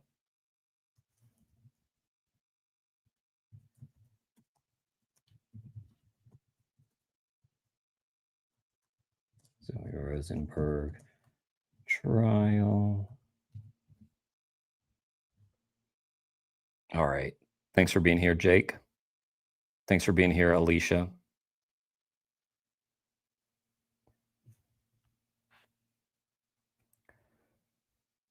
I feel like only 2 or 3 people said that he was cute. It's very rude. Thank you to the people who said it, but for the rest of you, like, he takes it personal. He is bawling right now. Oh my God.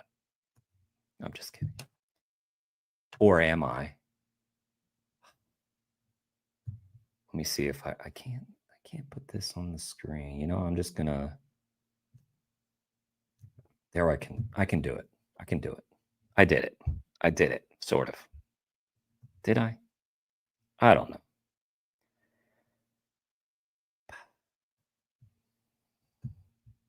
All right, we have got so much breaking news in the trial of. I'm not going to watch this whole thing. Let's just get the breaking news, and then I'm going to end this stream, and then I'll come back probably later on for those of you night owls who want to watch me game. I think. And I have to decide between Cocoon and Alan Wake 2. Do we feel horror, or do we feel limbo horror, inside horror, or do we feel Goat Simulate? I don't know. I don't know. All three sound good, honestly. I wish I could afford Ghosts of Yotei, but I cannot. It's fucking $60. And it looks good. I want to play it, but $60. Of Zoe Rosenberg. It's week 4, day 14 in the chicken rescue trial, and we've got tons of analysis, but I want to go straight out to the courthouse and Cassie. There's Cassie King. She is the communications lead for Direct Action Everywhere. Cassie, it's fair to say, is the prosecution's case getting a little weird? Because they subpoenaed you and then forced you to stay outside the courtroom. And then, I don't know what it was, 1 day, 2 days later, they said, never mind, you're not subpoenaed anymore, which is why we're able to talk to you. And you're back being the communications lead for Direct Action Everywhere. Yes, thankfully, I am now able to do my work and advocate. I was not able to be in the courtroom for the proceedings on Monday or Tuesday. I feel a little out of the loop.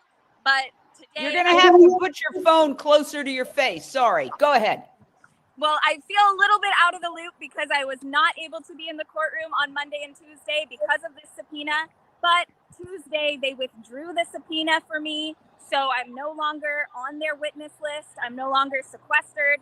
And I've been able to be in the courtroom for the morning proceedings today. And I'll be going back in at 1:30. So I'm grateful that they realized they didn't, have any reason to call me. I was not even at the rescue that Zoe is on trial for right now. So it is a confusing situation. I'm glad that the attorneys kept bringing this up and asking for some kind of offer of proof for why I needed to be a witness. And I think they dropped me because they couldn't make a good enough one. And here we are, we're doing, what normally would take millions of dollars. It's we have some technical problems every so often, but if you just shout right into the phone close up, my question to you is, do you think it was a political move to silence you, to keep from getting publications to cover this? Like, what's really amazing is that when the trial's opening statement, don't worry, there's a team. It began, there were all these major stories, and they referred to this case as the chicken rescue case, which is a victory for animal rights in and of itself, as opposed to, girl steals chickens. It's the chicken rescue case. Do you think the prosecution and the powers that be are worried that the script is being flipped? Well, yeah, I think we know that they don't want this to be as public as we would like it to be. We've had multiple media outlets request access to film or take photos of the trial. And of course, the defense wants that to happen, but the prosecution does not. And so, yeah, of course, we're here in the interest of transparency. We want to get the word out, and they don't feel the same. I don't. Which again, if I'm on the jury, that's all I need to know. What their entire motivations were, but I certainly think that at least part of it was, hey, wouldn't it be great if Cassie wouldn't be able to be in the courtroom and wouldn't be able to spread the word and literally do her job and communicate about this? I want to thank you. It is kind of hard to hear you. We're going to go. Thank you though for taking the time. We're going to go to Matthew Zerbel, who's also at the courthouse. Matthew, you were in court today. What happened? Hi, Jane. Yeah, in court today, we had finishing up testimony from... By the way, if y'all don't know Matthew, awesome human being. Arvizo, looking over the security footage again, Matthew Hobson really likes going over all of the security footage as long as he can, is my opinion. And then we had Cross, so Kevin Little on Zoe's side, asked him questions primarily focused on whether or not he or the Petaluma Police Department, who he was working with at the time, had ever investigated animal cruelty, or whether animal cruelty ever came up in his investigation when he was at the slaughterhouse immediately following the rescue. And he had not.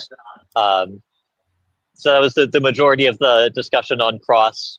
Hobson on Redirect and let did us say... know, people don't know who Hobson is. That's the prosecutor. Go ahead. Yeah, that's, I think, the lead prosecutor on the prosecution side. So he's the one who brought him in. And so, yeah, he was asking more about that, and also once again brought up Zoe's, or DXC's in this case, post about Zoe talking about having done the rescue. It seems like his idea is that this is more of a social media publicity stunt, and he also just wants to bring in as many things from on social media or unrelated statements as he can. Previously, he had tried to subpoena Cassie, and the reason they had done that they listed was a statement she made following the Merced trial. And the DA there had said that it was criminal, and she had said, I don't remember the exact thing, but something about how we're not intending to stop because we don't believe it's criminal. And so they want to bring in as many pieces as they can. Let me pause you for a second, and I'm going to play for our expert panel what the defendant herself, Zoe Rosenberg, said. And basically, she said the prosecution's case has gotten very weird. Listen. We didn't get through much content because halfway through Deputy Arvizo's testimony, the prosecutors disclosed that they wanted to have him introduce a whole array of social media posts that I've made over the years. So we spent the first hour of court outside of the presence of the jury, with the prosecutors reading through social media posts that I've made when I was 14 and 15. One of my prosecutors was reading through these posts with passion in his voice, acting as though, I was threatening people with violence or doing something really egregious, but he was saying things like, she wants animal sanctuaries. So I just find that kind of humorous. Renee King Sonnen, you run an animal. Yeah, and some of these things I find very humorous too. And then we find them humorous, and then it turns out they were like super effective. I don't know. But animal sanctuary, you used they're very interested in people's social medias. It's like they're, sometimes it seems like that's all they do now. Like, I don't know. I shouldn't say that because I don't know. But sometimes I think they just, if it didn't happen on social media, it didn't happen. to be a cattle rancher, now you're a vegan sanctuary owner. What do you make of the fact, are they trying to criminalize veganism and sanctuaries?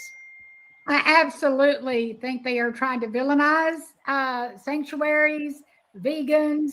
They're trying you to better be careful us. then. It's crazy.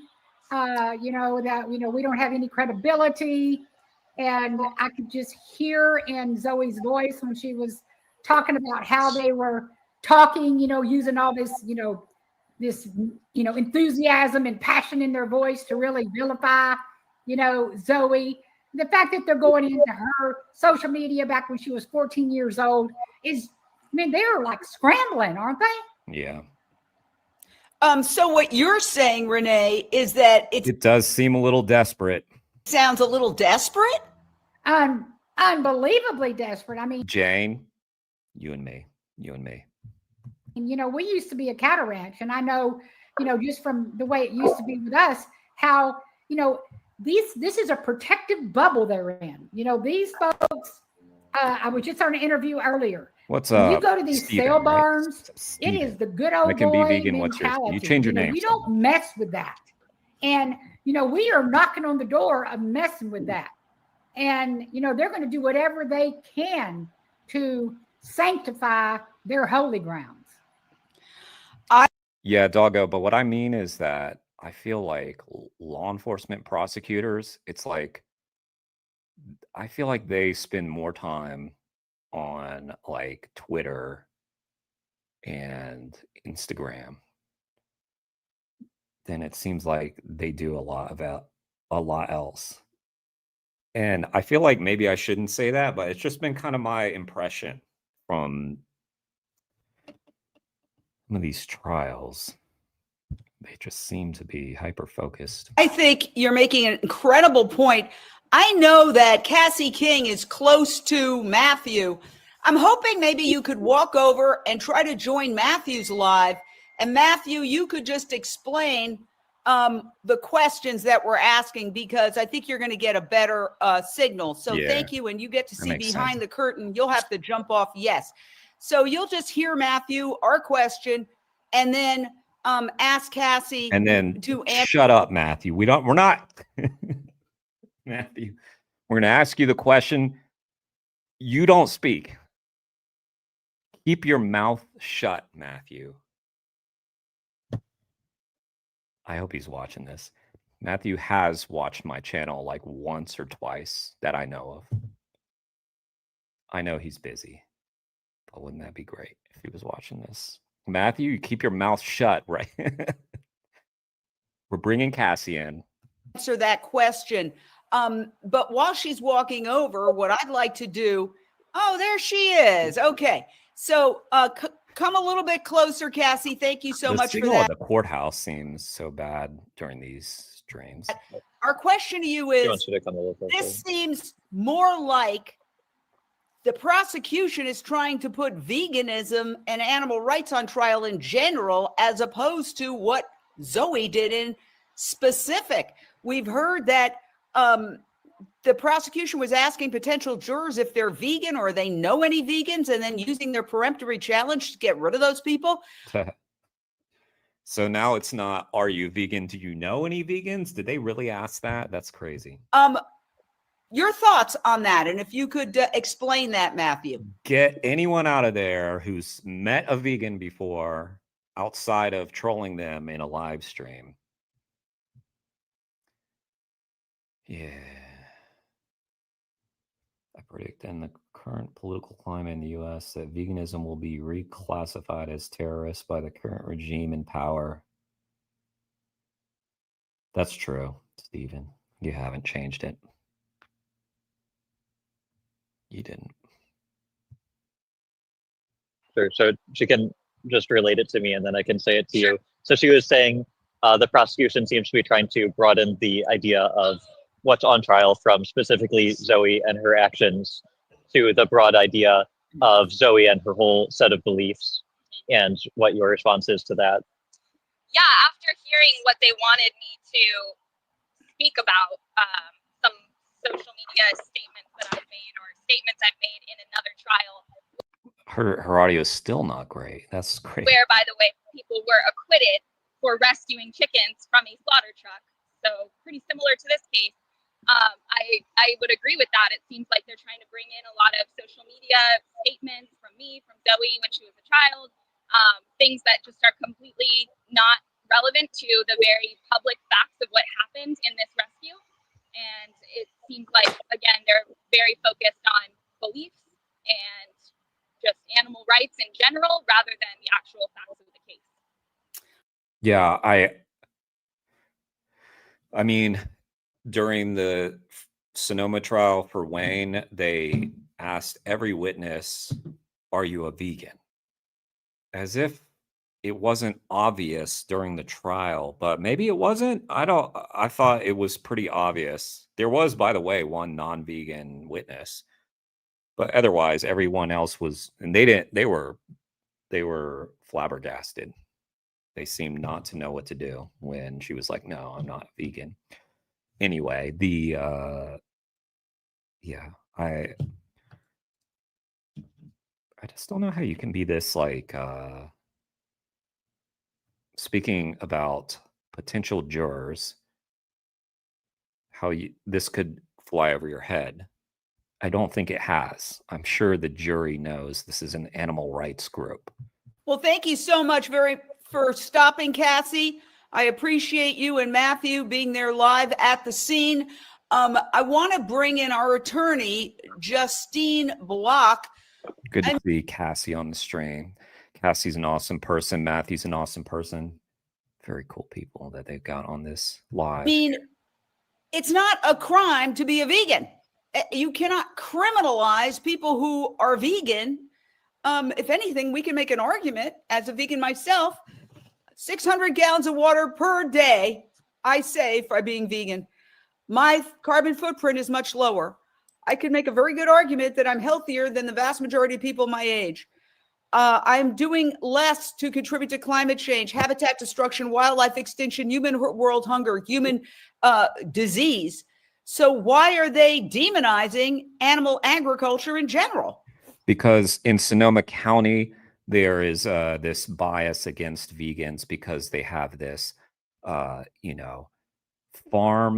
this cartoonishly depicted farm fantasy where there's fucking cartoon cows on the Clover milk carton and everything's got rolling hills and pastures and that's what the Sonoma community thinks when they hear about the farming, not factory farms. They don't think about factory farms.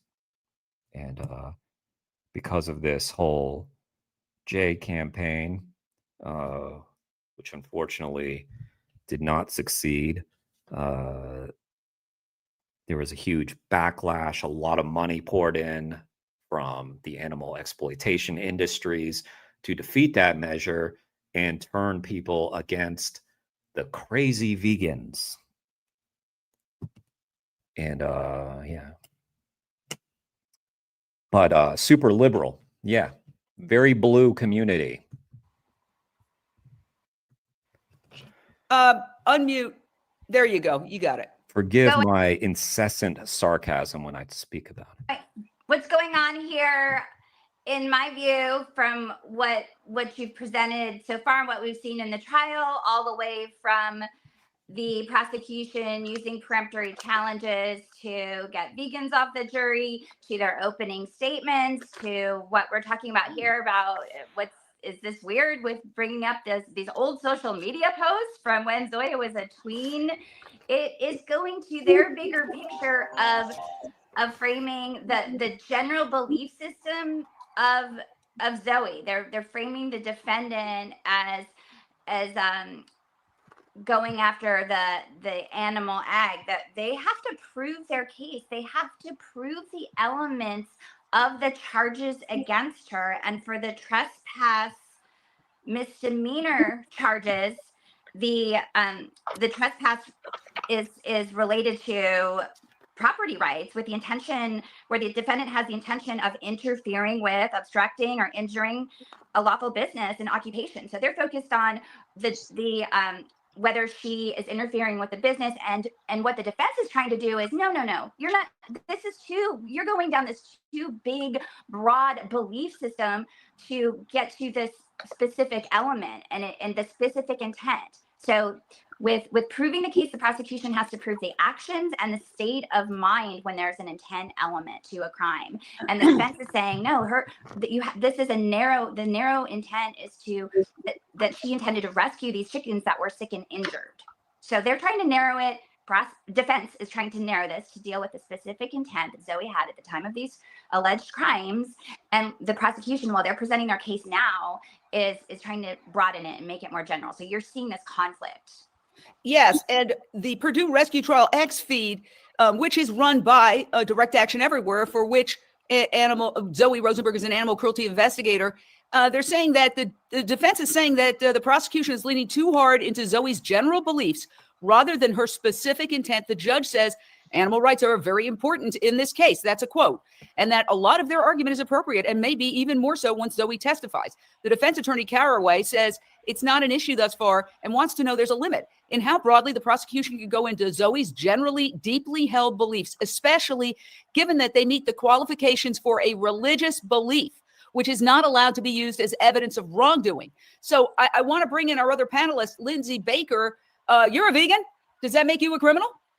It almost seems like it, doesn't it? I mean, I think what the prosecutor is working on, in my opinion, is trying to prejudice the jury, trying to show us as a bunch of wackadoos with a very narrow mindset, almost like they would look at a religion, but not a true religion, whatever that may be, whatever that means to anyone. But, sort of like one of those things where you follow somebody like Jimmy Jones down a, rabbit hole.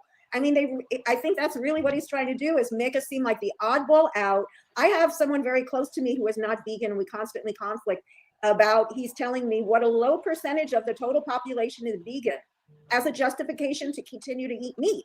Like, you're the cuckoo bird and the rest of us are normal. That's what I think the prosecution is trying to do right now. But I do want to just add one thing. I'm really positive because we have 3 big wins. 1, that Cassie King is now back to her, can do her job, and she's amazing at it. 2, they show the images. And 3, the media coverage has given us a great buzzword to use. So I'm really, optimistic, cautiously optimistic. Wow. Well, this is great. Again, we're so sorry, Cassie, that you have to lean right into the camera to talk. We're going to see a close-up, but you're young enough to handle that close-up. So scooch on toward the camera and toward Matthew. Is this simply a case of the defense and Zoe Rosenberg, and by extension, Direct Action Everywhere, is trying to put animal agriculture on trial, and the prosecution is trying to put veganism on trial? She's asking, is this a case of the defense trying to put animal ag on trial and the prosecution trying to put veganism on trial? Some of the press that we've gotten recently has commented on that fact. I mean, the SF Chronicle piece that you mentioned earlier, Jane, about the opening statements on Monday, that's what it was, they were saying that even though Zoe Rosenberg is the defendant and is the one supposedly on trial, that already from the opening statements, you could tell that this case was really going to be putting the slaughtering industry on trial, and people are going to be learning a lot throughout the process. The jury, the attorneys, the judge, the public, people are certainly learning some of the unsavory details about what exactly chickens experience, and the parts that are normal procedure and the parts that are illegal animal cruelty and yet continue to happen because no one's stopping it, like animals being boiled alive. Yeah, that's a big issue. Were animals boiled alive? Are animals boiled alive? I want to say, and we invite the company involved on any time. They have a website that says that they have high animal welfare standards. You can go look at it if you want, corporate.purduefarms.com/responsibility/animal care. And their statement is that they're a leader in animal welfare, and they deny the cruelty allegations. Doggo, liberalism is still right-wing at the end of the day. Look at how much liberal media is capitulating to Trump as a current example. Yeah, I can't really argue with that. I don't know the first thing about sarcasm, Stephen. How dare you? How dare you? She does not save 600 gallons of water?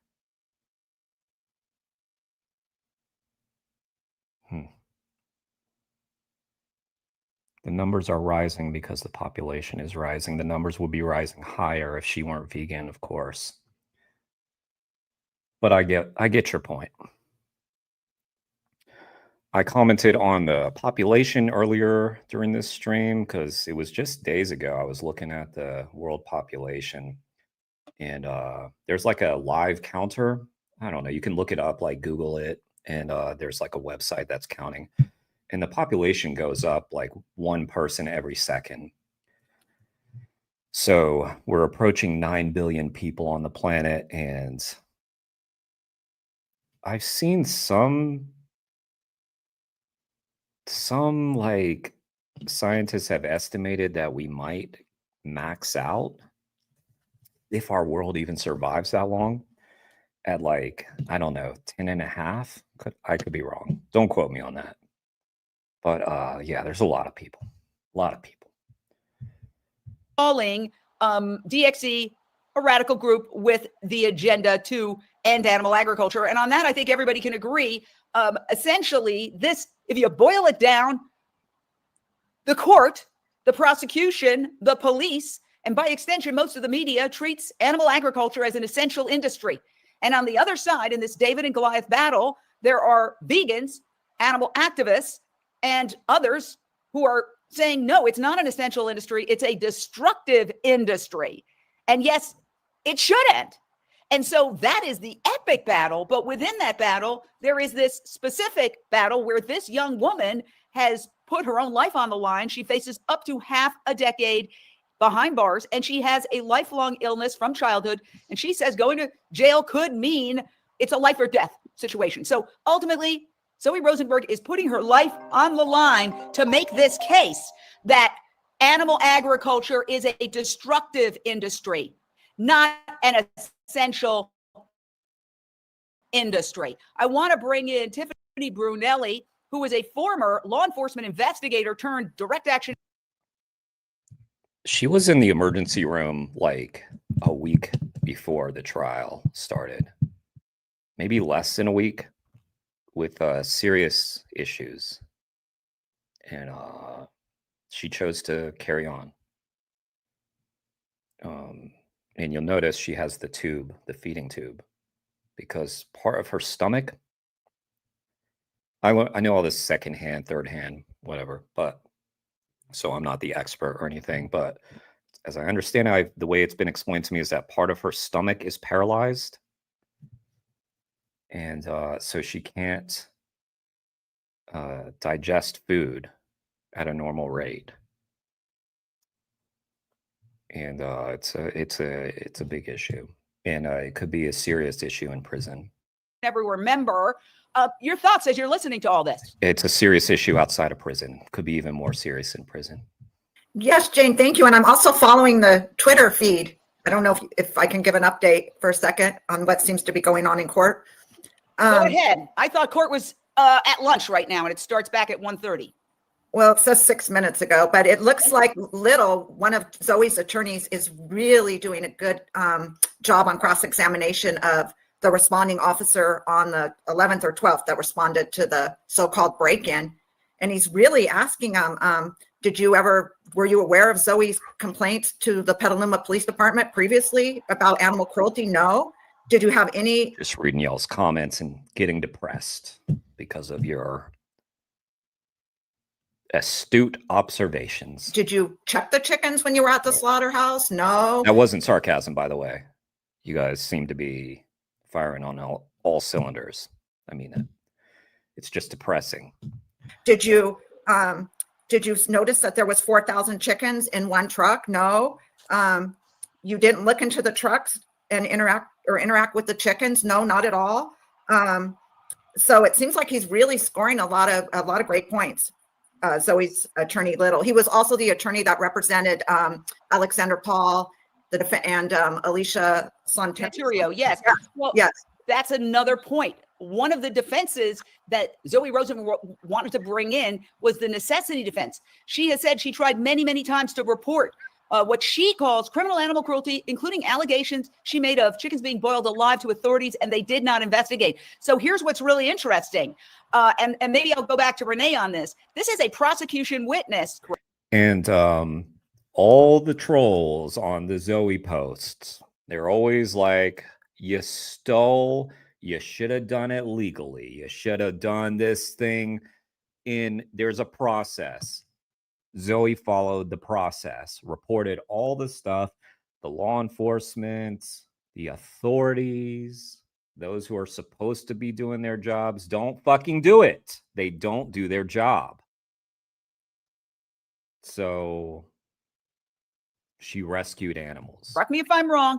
A cop who was there, and what the defense is doing is using that cop to explain that no, law enforcement never did check out any of the allegations of animal cruelty. Imagine if you used a child as opposed to a chicken, and there was somebody who kept reporting, my neighbor is beating up his child. My neighbor has stuck his child in a shed. My neighbor is boiling this child alive, and the authorities don't investigate. Then this person says, I'm going in to get that child. That, of course, is not the argument that they can make, because there's a huge legal difference between animals and human children in a court of law. But the idea is there. Renee. Yeah, animals, human children, and dogs. If Zoe had rescued 4 dogs from a burning house, she'd be a hero. But because they're chickens, she's a felon. We're watching we are watching compassion itself, in my opinion, go on trial. She saved 4 chickens, and they want to cage her for half a freaking decade. They want to put her behind bars for saving 4 chickens. So who's really the criminal here? I mean, when you're reading a 14-year-old social media post in a felony trial, you've officially run out of evidence. Come on. I mean, what? That blows my mind. This isn't really a criminal case anymore in my mind. It's a character roast of a child, of a kid. She was a kid back then who grew up to be an activist for animals that she loves, for animals that are being cruelly treated behind these closed doors. You know, this is, you know, and the fact that they are calling it a chicken rescue trial is so awesome. Also, the fact that they were talking about when Zoe was 14 and she was using her social media for animals. How fucking awesome is that? When I was 14, my social media, well, first of all, when I was 14, there wasn't social media. That really came about in like when I was in college. But yeah, I wasn't using it to speak up for animals, unfortunately. That one word just changes everything. And you're referring to the coverage in the mainstream media, every single one. Well, except for the Press Democrat, but Yahoo News called it the chicken rescue trial. The Mercury News said activists are criminal, but San Francisco Chronicle, the biggest paper, said chicken rescue trial begins. So that is a victory. Let me just say this. I find the way this case is going to be, it seems like a slam dunk for the prosecution, right? Oh, let's see here. We have the video of the defendant actually doing what she's accused of doing, which is taking these 4 chickens, except that she's the one, along with Direct Action Everywhere, who videotaped themselves. And then she and Direct Action Everywhere, the animal rights group she works for, disseminated this video. So it's not a whodunit. It's a why-done-it. And that's what the defense has said from the very beginning. And I'll tell you that really, really poses a challenge to the prosecution. Because normally the prosecution is very involved in proving, well, did this person do what they were accused of doing? And in this case, the video supplied by the defense itself says, yes, but we're offering a completely different interpretation of what's happening here. It's not a theft, it's a rescue, says the defense, and says it has evidence to show that the 4 chickens that Zoe Rosenberg took were indeed sick. So why is that a challenge for the prosecution? Let me explain it this way. And I covered the Jodi being so fucking heartless that you would say she stole chickens from this truck that was sending them to get their necks sliced open. And that's what most people are saying, I'm pretty sure. So yeah, heartless humanity. But we're supposed to be the enlightened ones, right? We're supposed to be the rational, the compassionate. We're the higher species. Fuck us. Fuck us. Oh. That's all I got today. Arias trial. And for a long time, Jodi Arias claimed that she did not kill her ex-boyfriend, Travis Alexander. And so the police kept gathering evidence and evidence and evidence that she was there that night. She was there that night. She was there that night. And then just before trial was supposed to start, or, you know, close to trial, Jodi Arias and her defense team said, you know what? We were there that night.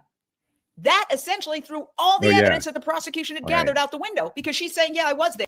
Yeah, doggo. I think, I don't know if that's the guy, but we were talking about that Zoe has this person who incessantly writes to her. Maybe it's this guy, the guy that comments. I have no idea, but it's certainly weird.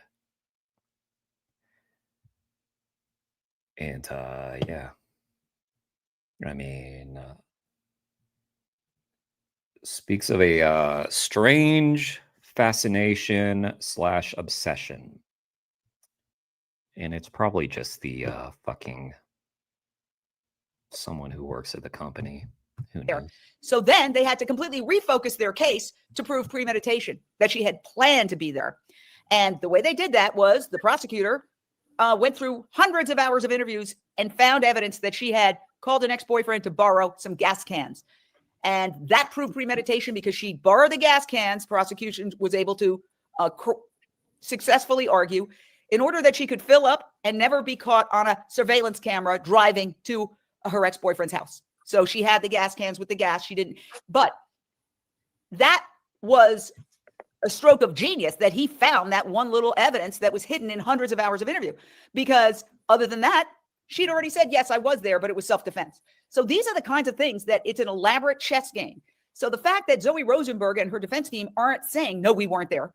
They're saying, yes, we were there. We videotaped ourselves. We put it out to the world because we want to tell the world what's going on behind closed doors in these factory farms. It makes the prosecution's case harder. And, let's get to former law enforcement investigator turned activist, Tiffany. What do you say to that? You're a former law enforcement investigator. Yes, and I did investigate cases of child abuse, physical and sexual. And there's no way, I just can't even imagine. I just love how Zoe's attorney is really getting in there. And he's saying, did you even look at the chickens? To the responding officer, did you even look in the truck? Did you review? I can't imagine responding to an allegation of child abuse and not looking at the file and saying, oh, there's been 10 prior complaints in the past 5 years. He knows nothing about all the complaints that Zoe made. There's even one point where Zoe's attorney asked, did you notice the color of the chickens' hearts in the awful, or I don't know how to pronounce it, rooms pile where they have the dead chickens? He said, yes, I can see that they're red and pink. Do you have any experience investigating cruelty at a slaughterhouse? No. When you entered the slaughterhouse, did you look into any possible criminal animal cruelty happening there? No, I walked in and only saw one truck loaded with animals, 1 or 2 trucks. He didn't even have any idea that the truck contained approximately 4,000 chickens. So I really think Zoe's attorney is doing an excellent job. I just can't imagine responding to a call and not looking around to see what's going on. Or in my case, it would be, are any other children being abused? In this case, it's animals, but it's really painting the picture that the responding officer didn't do anything to look at the chicken's welfare or even really look around. And that relates to something else that the defendant, Zoe Rosenberg, said about some earlier testimony. There was a representative of the company. And again, we always invite the company on anytime. We would love to dialogue with you. We'd love you to come on. But a representative from the company took the stand in the prosecution's case. And, well, let's hear from Zoe Rosenberg, and she's the defendant, and then we'll talk about it on the other side. So we heard testimony from the head of cybersecurity at Purdue Foods. He alleges that somebody accessed the computers at the slaughterhouse without authorization and emailed documents out. Honestly, his whole testimony felt a bit like a waste of time because I genuinely did not do that. And upon cross-examination, we learned that despite being the head of cybersecurity, he does not know who did that either. He also got into a weird back and forth with my attorney where he was saying that he doesn't consider Petaluma Poultry to be a slaughterhouse. I think maybe he doesn't like the negative connotation. Okay, so just to address that comment about the subsidies would be there with or without the vegans. So what's the argument? Do you want there to not be vegans? I don't understand the point of this. Like, if you're saying veganism is negated by the subsidies, no, it's not. They would then be meat eaters and still paying the subsidies. So they'd be getting more money. I don't understand this. That word, because he barely even wanted to acknowledge the fact that chickens are slaughtered at Petaluma Poultry. So I think that is very revealing. It reflects the entire societal attitude toward factory farming in general, where 99% of all the animals that are consumed by humans the game soon, are produced. Y'all. Let's decide. What's the name of the game? Alan Wake, Cocoon, which was made by the people who made Limbo, and Inside, or Goat Simulator. Vote now. So the other battle is Sonoma County, which is in this genteel area of Northern California, an exception to the rule because, for example, a brochure was put out to all of, it seems, most or a large percentage of the folks in Sonoma County saying basically stand with the county's poultry workers and painting a bucolic picture of what happens at these farms. And Direct Action Everywhere did some kind of reverse engineered check on the photos and said they're not even from the United States. So they're just generic photos that were grabbed and put up there. So, to me, the idea that the witness on the stand is doesn't like the word slaughterhouse. This is part of a larger societal picture where it's like some suffering doesn't count.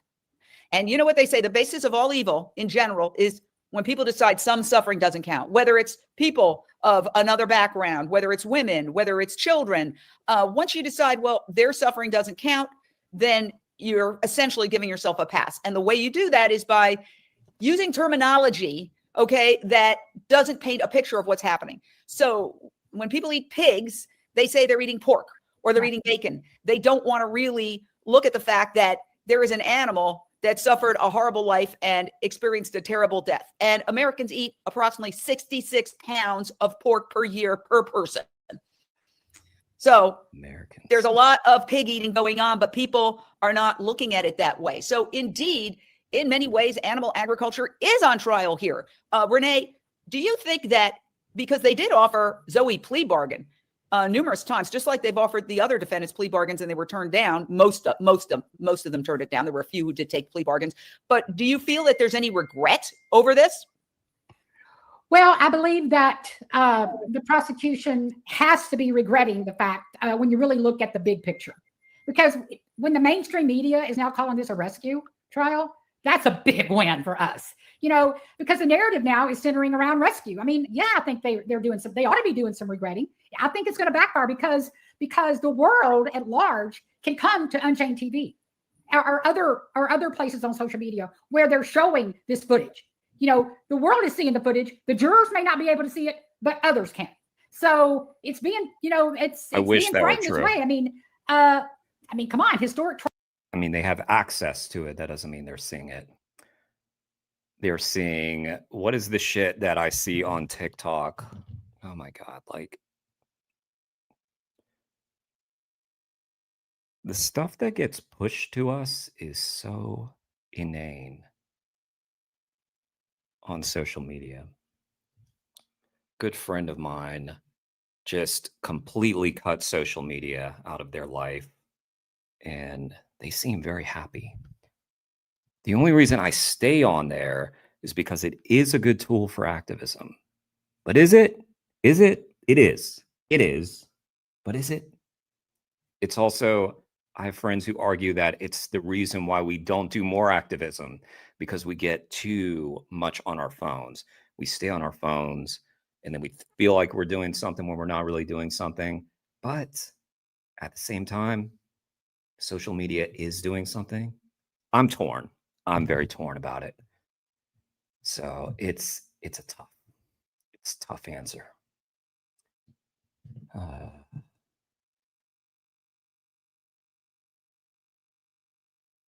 Doggo, his wife asked if his wife left him for a vegan. Sounds like it.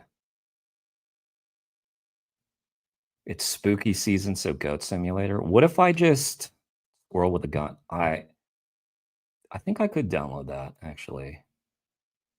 Did I play that? I can't even remember if I played it or I just watched some streamers that I like play the game. It didn't look that good. I think I just watched. I think I watched Vegan Gains play it. I think I've watched Dante play it. But I think that's it.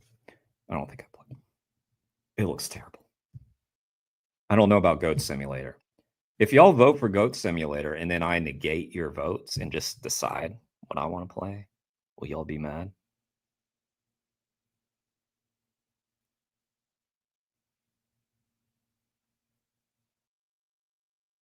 Yeah, Steven, like social media definitely plays an important role. So to be fair, I feel like a lot of the friends that I have who say social media is like the worst thing are people who grew up without it. So it wasn't a part. And I grew up without it, you could say, but I want to say I was 18 when Facebook came out. I was a slow adopter. Everybody was talking about it and I was just not about it. Until I was. trials where activists were criminalized by ultimately vindicating, where they were ultimately vindicated in the court of public opinion. I mean, this has happened many, many times. And every single time a headline like— On that note, not to derail us, but I am really glad that apart from, being exposed to animal rights stuff, that I went through high school without social media. I cannot imagine how fucking awful it would be with all these apps. this I of can't. chicken rescue is put out there. We had those phones that they didn't do shit. They made calls and you could maybe play Worm. Like our phones could not do shit. Remember when they had iPods. You know what I mean, though? Excuse me. A little bit of edamame went down. But we had separate devices for music. Now everything's on the phone. Our culture, it's going to shift the way people are And looking that at was this. a It's not big going to be looked advance. at like a theft. Before that, we had Walkmans. Sorry, I paused you. I And did you perception dirty. is everything. Did you wrong, the world is watching a trial over chickens Okay. and questioning the system that treats rescuers as criminals, while factory farms are hiding behind corporate walls. Are y'all like me and you have a bunch of CDs and shit that are useless now? I have CDs. That's all you need to say. I have CDs. I have DVDs. I've got Blu-rays. All that shit is just collecting dust. And somebody who's all about vintage stuff might want to buy it. Who knows? Yeah. Again, we invite that company on anytime. And, what I've said many times is do your own research. There's their website. You can check it out at any time. Majors? And then there's also other websites, for example, PurdueAbuse.com on the other side. So there's a defendant with an attorney and a bunch of supporters, and they have PurdueAbuse.com, and the company has corporate.purduefarms.com/responsibility/animal-care. So I agree with that point there. Insanity's vanity. Yeah, we're in alignment. I don't think vegan is to me, that's the bare minimum. And I'm with you on direct action and Shaq and those campaigns. But I do think that veganism is an important part of this. And I don't like to downplay veganism. So that's where I sound. Sorry if I sounded a little testy, but a big part of this channel is veganism. And I don't like to minimize how important it is for someone to be vegan, because to me it is very important.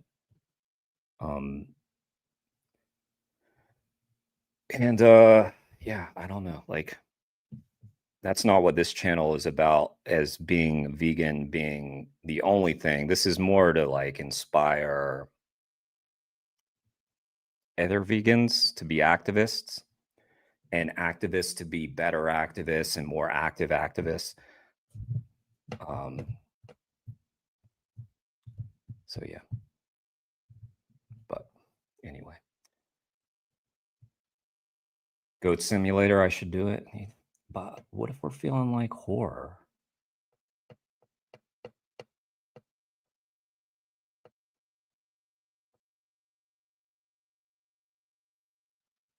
iPods, doggo, because I mean, that happened. I had a separate iPod and a phone. And it was, you had the thing. I actually kind of like it because I liked it because you had the thing. It didn't get all bogged down with all this other shit. It was just music. And now it's like everything. But I shouldn't complain. These are first world problems. 8-track, Steven. Now there's 2 Stevens. Vegan heretic. 2 Stevens commenting back to back. Look at that. we urge people. Wait a second. VCRs? No way. I mean, Who's watching a VCR? I kind of liked the VCR too. Like you'd rewind the thing, you'd have like the little bits that kind of didn't run right. There's something very nostalgic and warms my heart about this old tech. I don't know what it is. I guess it was a simpler time, right? We didn't have to turn on the TV and think we were all going to die yesterday. Maybe that's what it is. Maybe it's because when I was watching VCRs, I had no other concerns other than what movie were we watching tonight? Peter Pan, Mary Martin version again? Never Ending Story again? The Jungle Book cartoon again? Yes, fuck yeah, again. The Labyrinth? Fuck yeah, give me some Labyrinth. To do their own due diligence and go in there and go online and look at the big picture. Then, Lindsay Baker. I know I keep pausing, but were those not the days? Oh my God. I tried to watch Neverending Story the other day, by the way, because for some reason YouTube popped up. I guess I've been watching like the hardest, like I keep on watching these videos that are like the hardest NES games. All these old games. Remember like Jurassic Park on Sega Genesis? That game was cool as fuck, man. And all those old Nintendo games. I don't know. I like that channel, the Angry Video Game Nerd. It's really funny. So anyway, I feel like my algorithm knows I like nostalgia. And anyway, one video popped up that was like 20 things you didn't know about Neverending Story. And I watched that and I was like, damn, I want to watch this movie again. So I started it and I fell asleep. I notice about these big cases, and frankly, this has become a celebrity trial when it's getting that many headlines. It's not just a regular trial anymore. Well, let's face it. It's week 4 of this trial. It's day 14, and the prosecution's case has barely begun. I personally have covered murder trials that have been human murder trials that have been done in less time. The fact that this is moving at a glacial pace, the fact that everything is being argued over, which is a hallmark of a Yes. I watched a video. I'm sorry, whoever's trying to watch. I feel like we got the news about the chicken rescue trial, didn't we? We got the main news. So yeah, the horse scene. So did you know this? That horse was actually sinking, and the horse actually went under the mud and survived, but traumatized the whole crew because they were committing animal abuse. So that actually happened. And apparently the little boy who played Atreyu got messed up multiple times. He was doing all his own stunts. He was doing everything. And he kept getting all these accidents. Anyway, the history of Neverending Story is quite interesting. They also pointed out that at one of those like council things, you can see all these you can see like Mickey Mouse there and Star Wars character. It's really weird. Celebrity case. You know, when I used to cover trials for a living, I would go into court and I'd get there early and I would see one case after another of a poor person generally who had a public defender for an attorney, and their cases were decided like that. Boom, boom, boom, boom, boom, boom, boom. They barely got a chance to say a word edgewise. Off they went to serve their time. And then yeah, it's vile. It obviously was an accident. They didn't mean for that to happen, but still. That's probably one of the reasons why they had to start putting things on movies. No animals were harmed in the making of this movie. Do you think they put that in front of Dominion or Earthlings?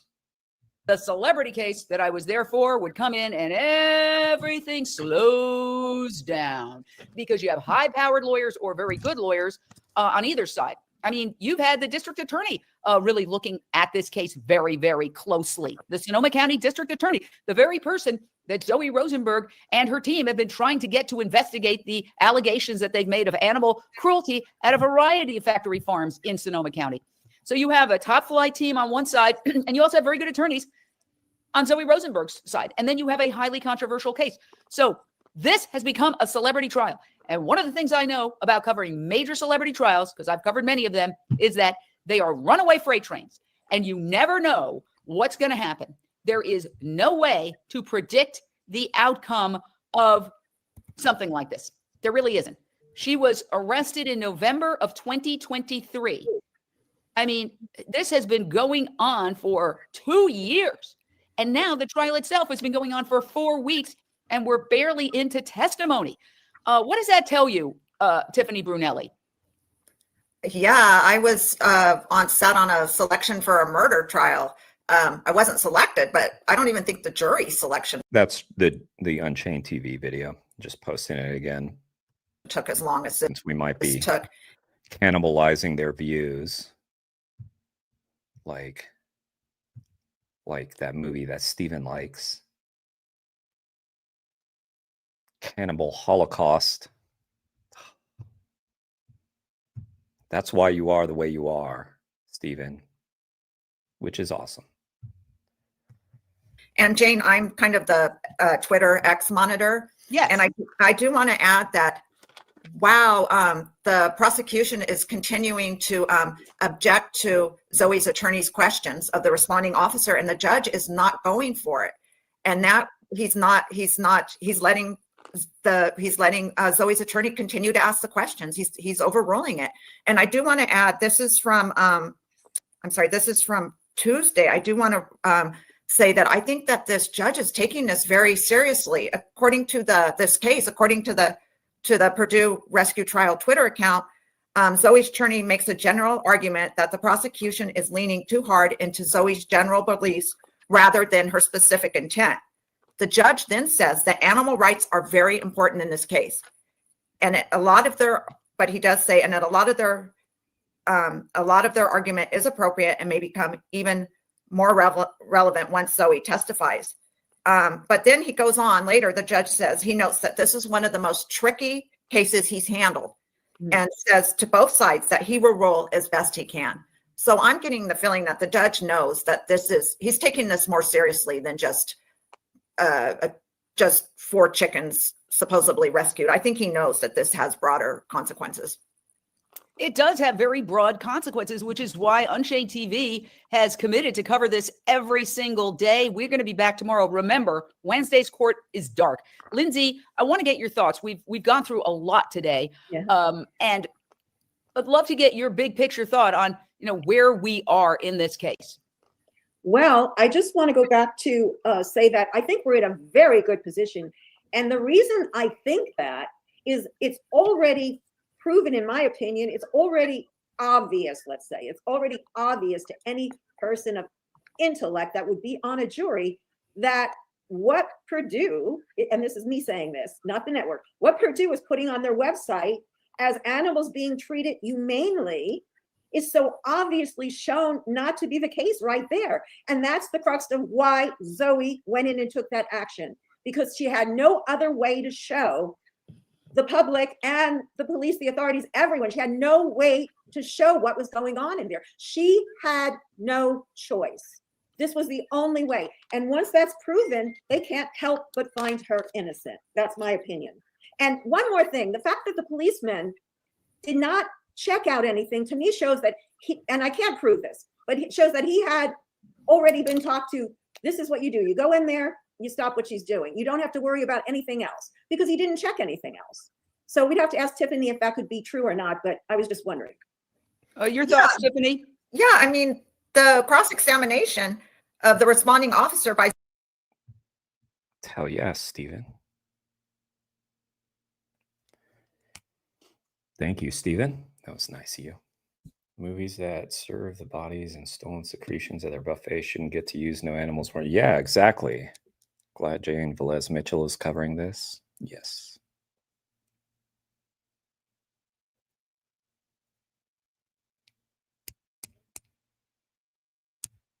Why risk going to fight in the war if you think staying home is fighting it?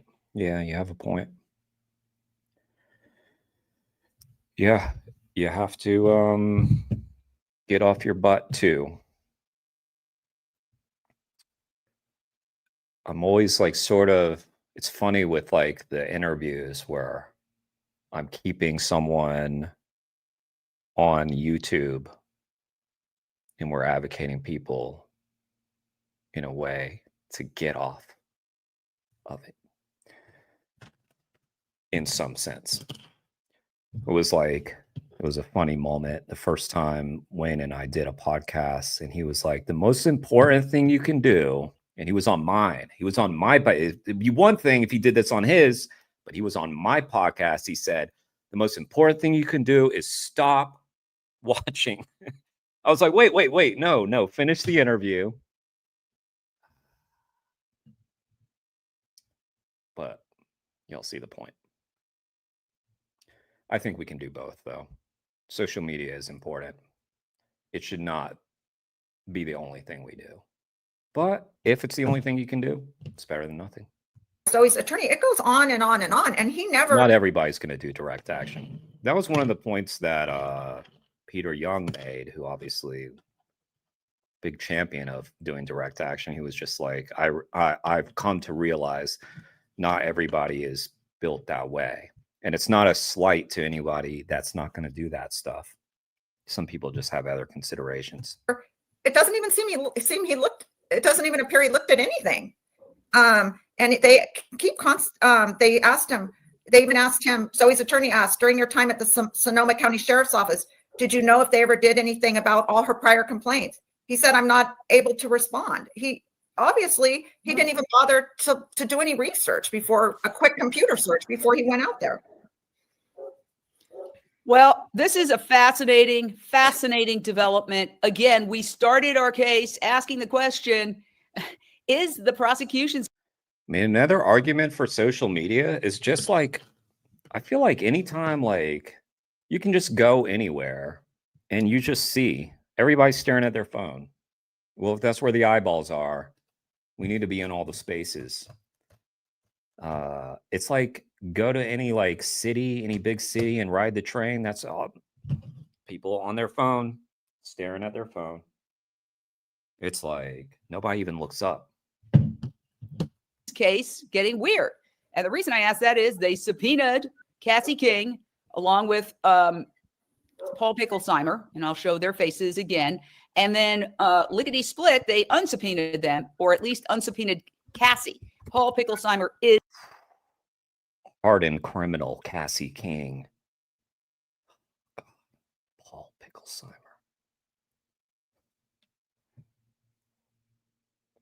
Cassie was one of the defendants during the last Sonoma trial, and they dropped charges on her. Do you think maybe they thought it would be hard to paint Cassie King as a threat? That's no shade on Cassie. It's just like, you guys just look clownish at this point. Is still subpoenaed. He was at the location. They left the charges on Priya and Wayne.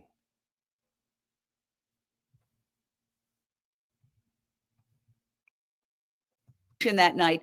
I'll but just let we that saw him sit. because we were there outside organizing the protesters who were protesting very legally outside the facility.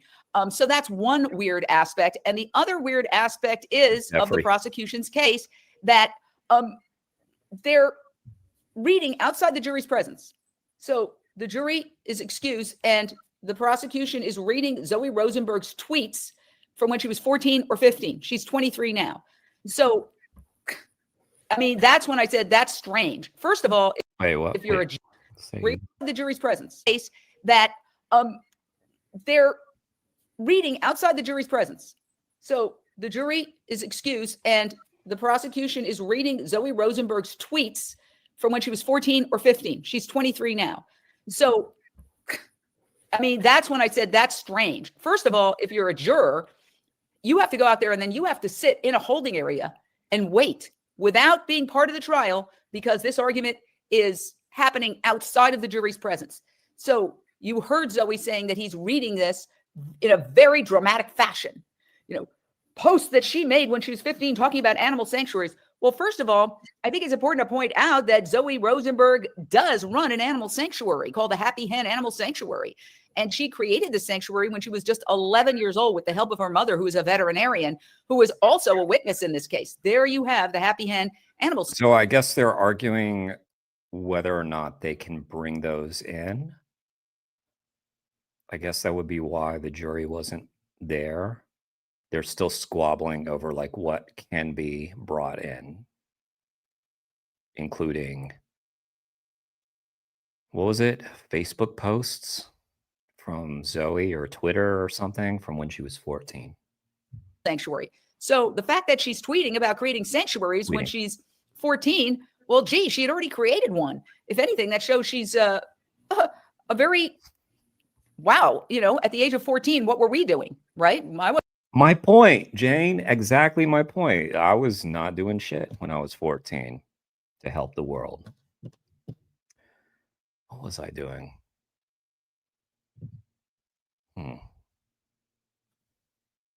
Wasn't creating an animal sanctuary or doing anything like that. So, all right, I think we've covered this. If we want to do quick closing statements for today, we will be back tomorrow. And I believe we'll be back either at 12:30 p.m. Pacific or 1 p.m. Pacific. It's very hard to tell because one of the other things, the judge keeps changing the times for the trial. So, you know, we want to have just a one time. We're always going to be here at this time. But sometimes they'll say trial begins at 11. Sometimes they'll say it starts at 1:30. But definitely between 1:30 and 2. And then it just drags and drags and drags and drags and drags and drags. And the people are taken away from their lives. You will see us. So please follow this, share out. Final thoughts, starting with Renee. Including what I would imagine would be a pretty cantankerous jury at that point, who is, you know, taken away from their life. Can't really do anything about it. Well, I just want to say, you know, the weirdness just keeps getting weirder. I mean, this weirdness is revealing something much bigger. The state doesn't want to put animal cruelty on trial because they know they'd lose. So instead, they're trying to put Zoe, this, like you said, this girl that started out with a sanctuary at 11 years old, defending animals. So instead, they're putting her personality on trial. It's like a classic tactic. When you can't win on facts, you're going to distract with character assassination. But the more they stretch, the weirder they look. All right. And Lindsay Baker, your final thought. And I'm going to go to you in a second. And here we go. Yeah. I'm just, you know, it's fascinating, everything that is going on. They're prosecuting someone, calling them an extremist. What is an extremely peaceful person? She's a peaceful extremist. I want everyone to be a peaceful extremist. There's no crime here. This is ridiculous. The whole case is ridiculous. All right, Tiffany Brudelli.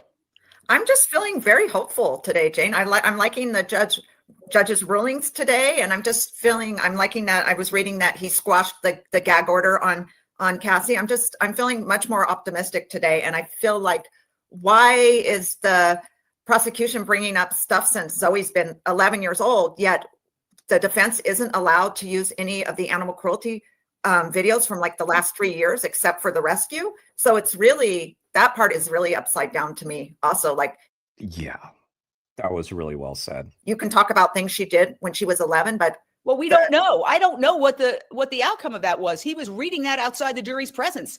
I don't know if that's going to be in front of the jury. And one of the reasons I don't know that is because there's no cameras in the courtroom. And let me say, Unchained TV applied to be the pool camera. We were willing to send somebody up there to be inside the court every day, recording everything, and we were denied. And then they also denied photos inside the courtroom. So who knows? Maybe we have to get a sketch artist in there. All right, guys, listen, I want to thank everybody. Remember, Unchained TV is the only news organization providing daily coverage of this case. Please, we are a news and entertainment network for the compassionate, sustainable lifestyle, but we're not CNN or NBC or Fox News. We need your help to spread the word. Share this out, share this out, share this out, and comment, and join us tomorrow. Thank you so much. See you next time. Nilf, we pretty much just talked about you. And I mean, we were talking about how awesome you are, is what I mean. That's what we did. We talked about that. You were just great. Really great. Nil. I'm probably gonna game. Probably gonna game here in a bit. Get some food. Do some gaming. Everybody wants me to play Goat Simulator, which means I'm probably gonna play Cocoon. And yeah, so if y'all want me to, I had everybody vote. Everybody voted Goat Simulator. The vote was Cocoon, Alan Wake 2, and Goat Simulator. And because you're all a bunch of vegans, of course, everybody said Goat Simulator. I know, it's been forever, Nil. I think it's high time, isn't it? So if you're interested, I'll probably be doing that in, I don't know, 30, something like that, if people are still awake. All right, y'all. I can't do a stream without getting edamame stuck in my throat. Yeah. I haven't streamed in forever. No, it's been like 9 days. Much longer than that for gaming. But 3 new games on PS Plus today. That's pretty exciting. And like I said, I'd really like to play Ghosts of Yotei, but it costs $60. And that is more than this channel has made in a year and a half of existence. I'm not even joking.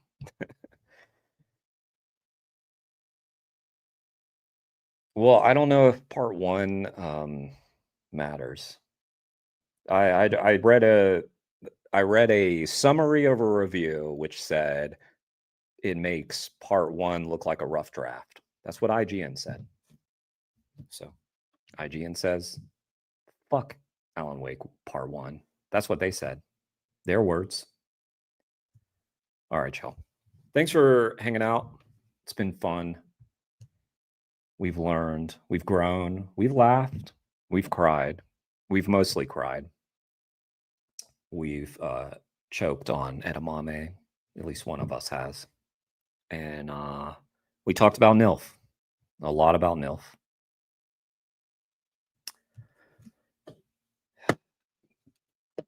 And in true Jeremy style, I'm just going to awkwardly end this stream with long moments of silence. I know, Ghost of Yotei looks good. I watched a streamer that I like start playing it, and I was like, it was like 20 minutes in. I was like, I got to stop watching. I just got to play this thing.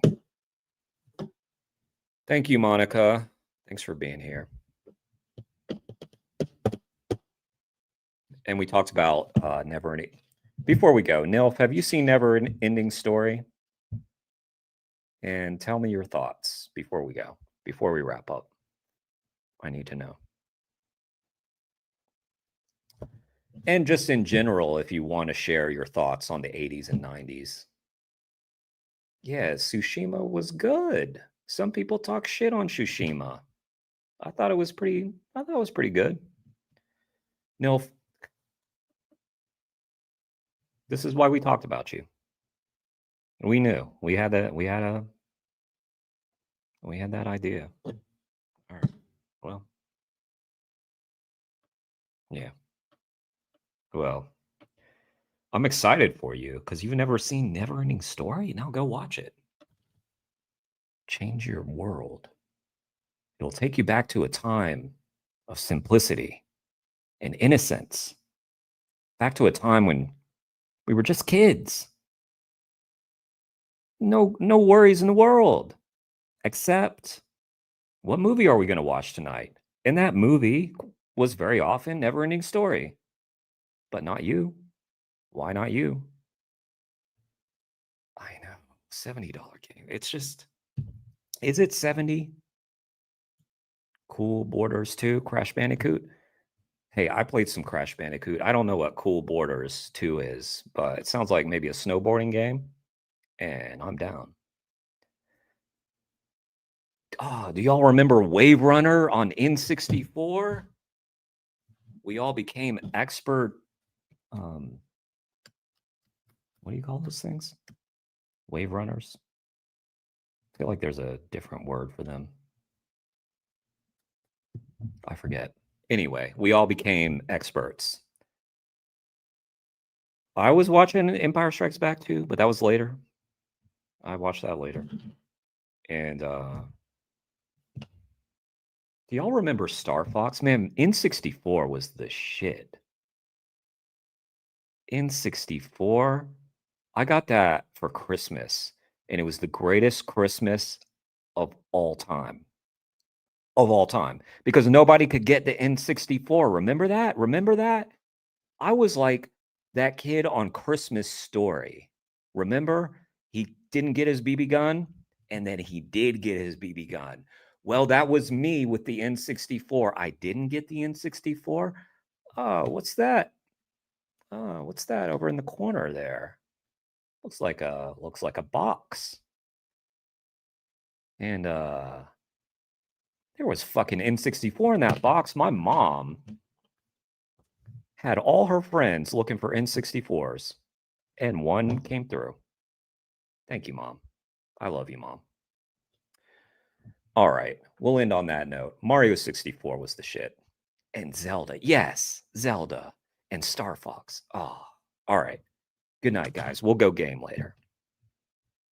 Wait. Now, okay, now it's going to be even more awkward because I had the glitch. I can't even hit the end thing. I don't even know how to end the stream because that screen is totally glitched out. When I scroll over things, then I can see them, and then I scroll away and they're gone. So I have to find the end stream. That's the problem I'm dealing with, guys. So I hope you appreciate that. For all my lack of professionality, I'm doing this with duct tape. Duct tape. Good night.